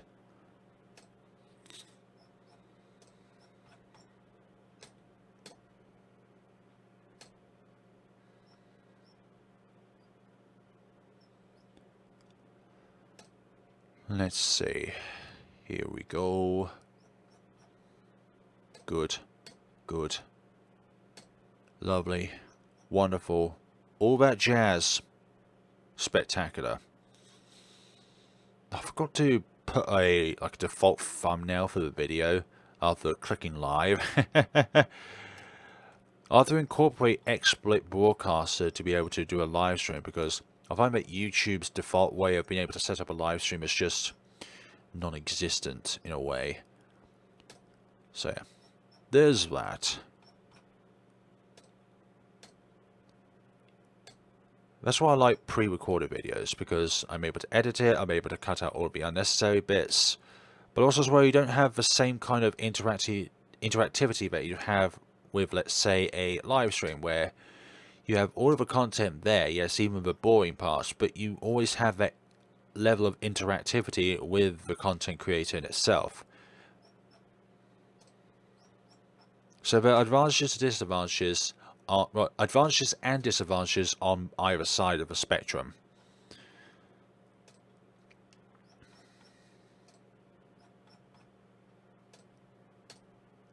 Right, we're coming back down to the bottom of this page. We'll do one more page. We'll do one more page of misery. Another 30 videos of misery. Oh yeah, that's the first Detective Ineb game. Yeah, I was struggling on what thumbnails to put for my other videos, so what I just literally did was just change the colour of it to make it look a bit different. Because there's only black and white and one particular colour, so it's easy to change the hue of the video, of the background itself, just to be something a little bit different. Man, going back on these games, man. Memories. And that's like one of the two only positive aspects of doing this arduous task is, number one, being able to speak to you guys and being able to interact on a more personal level, but number two, just seeing what you've done in the past, really.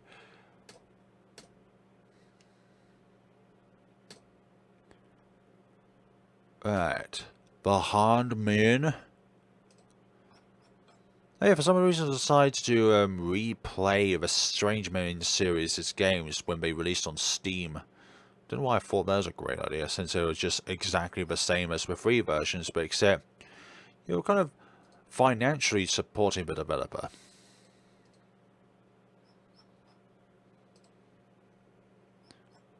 Right, since we are on the last page before I end this bizarre stream, are there any questions that you'd like to ask me? Like, about future content making, or about, like, live streams, or anything I could even do within the live streams? Like, what kind of things can I put within the live streams themselves that allows for there to be more good content? I hope that question makes sense, by the way.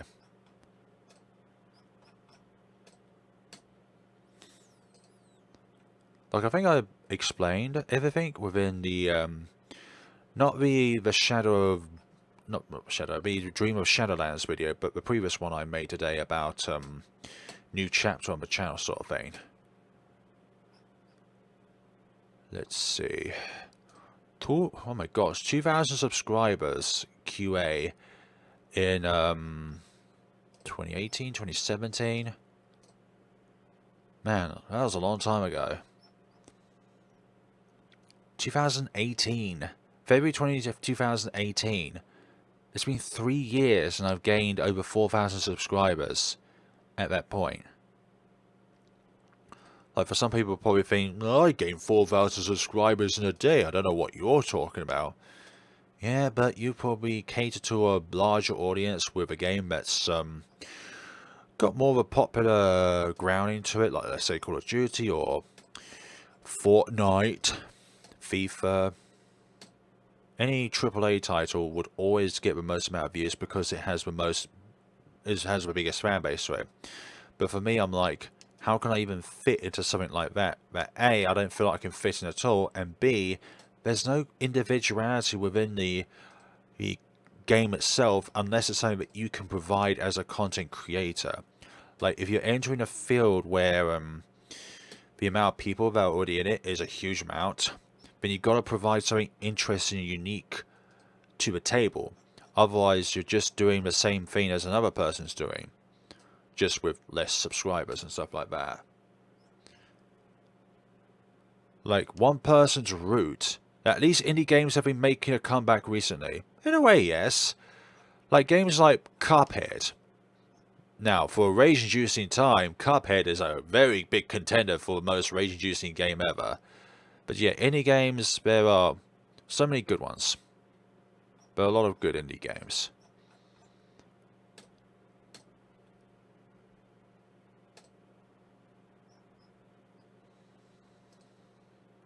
Alright, one day I will get revenge on YouTube for what they have done to me and every other channel out there.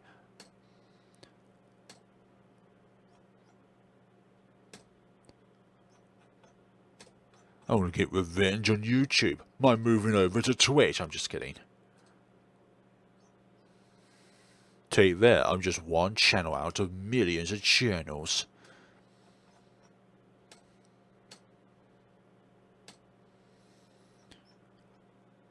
Alright.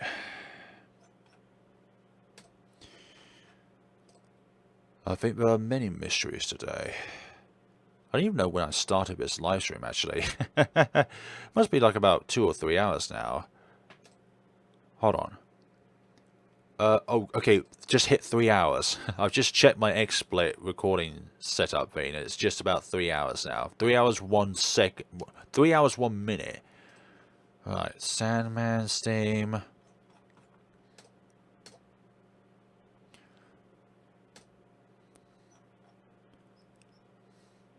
So yeah, for emojis from my Discord server, I'm thinking about doing the characters from Midnight Train and Aria Story as little emojis.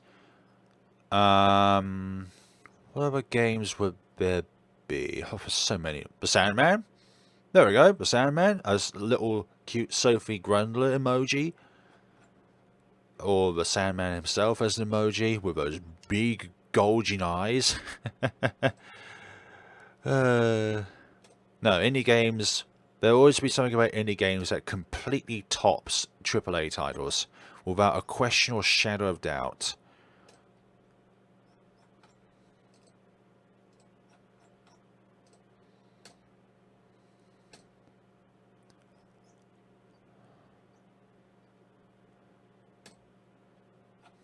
You know what I'm going to say next, right? I'm going to be saying let's do another page, and you know what? You're right, we're going to be doing another page after this. Oh dear. But they'll definitely be the last one.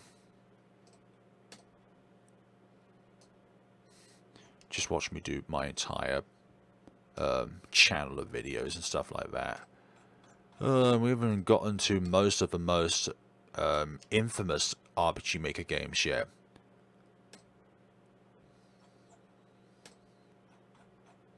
This is my all endings video of Aria Story, which to date is not true because back then that did have all of the endings to it.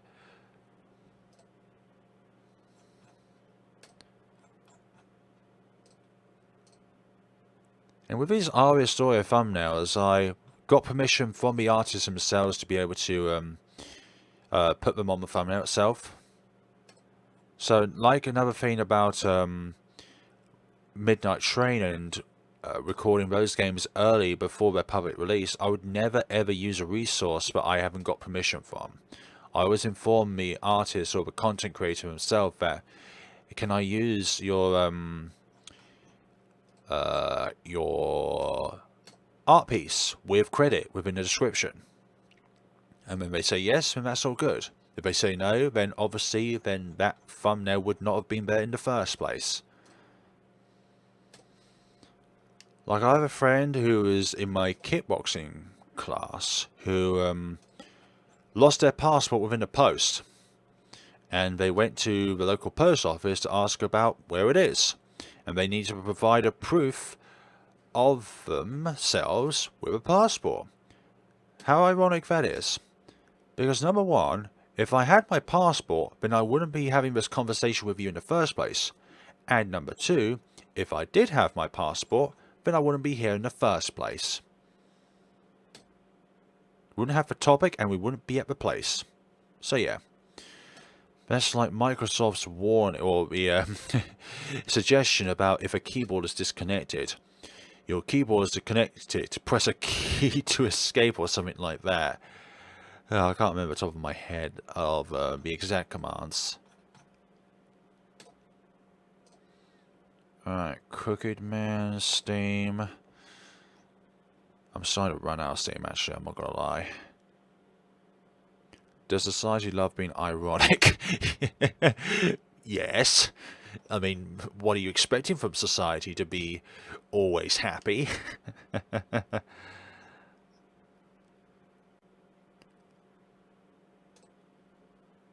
No, I couldn't give you a very serious answer to that one.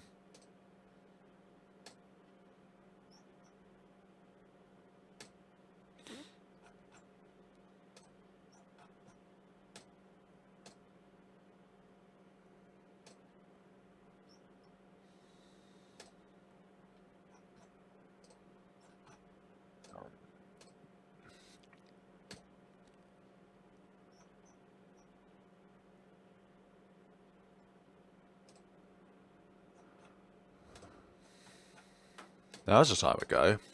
World's End Hello Charlotte. That was a very enigmatic series of games. Also one of my most viewed series on the channel. But I think it's also because I decided to do the Let's Players itself when the game was released. But there's also another one of those series that got a varied amount of likes or dislikes. I think it's because I was always complaining about the difficulty of puzzles and stuff like that. Like on this one, 7 dislikes, this one dislike. That's the other game made by the same developer who made Timeline and City of Bones.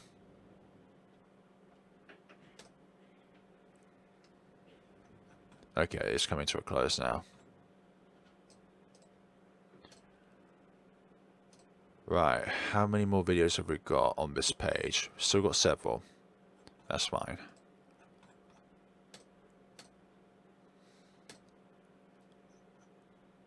Heard someone going to the bathroom before bedtime for them.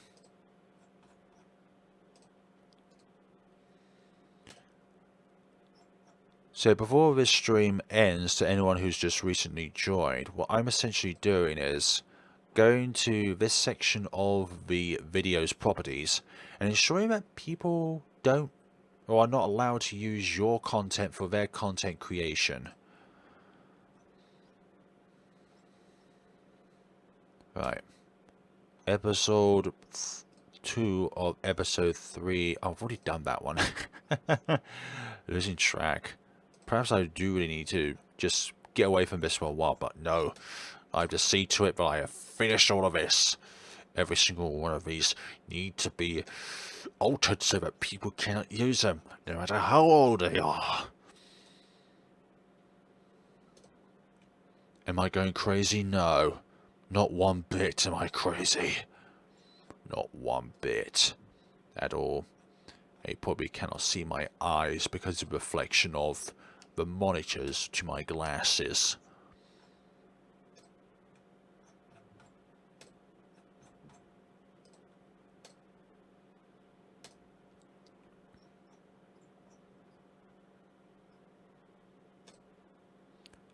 Last week was nice. Bit of like a structured like Five Nights at Freddy's. You go in, do a certain task to avoid being deaded.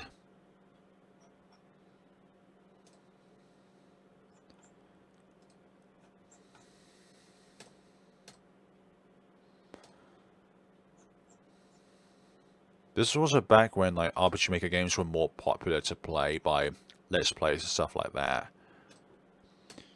Oh, nostalgia. What a game that was.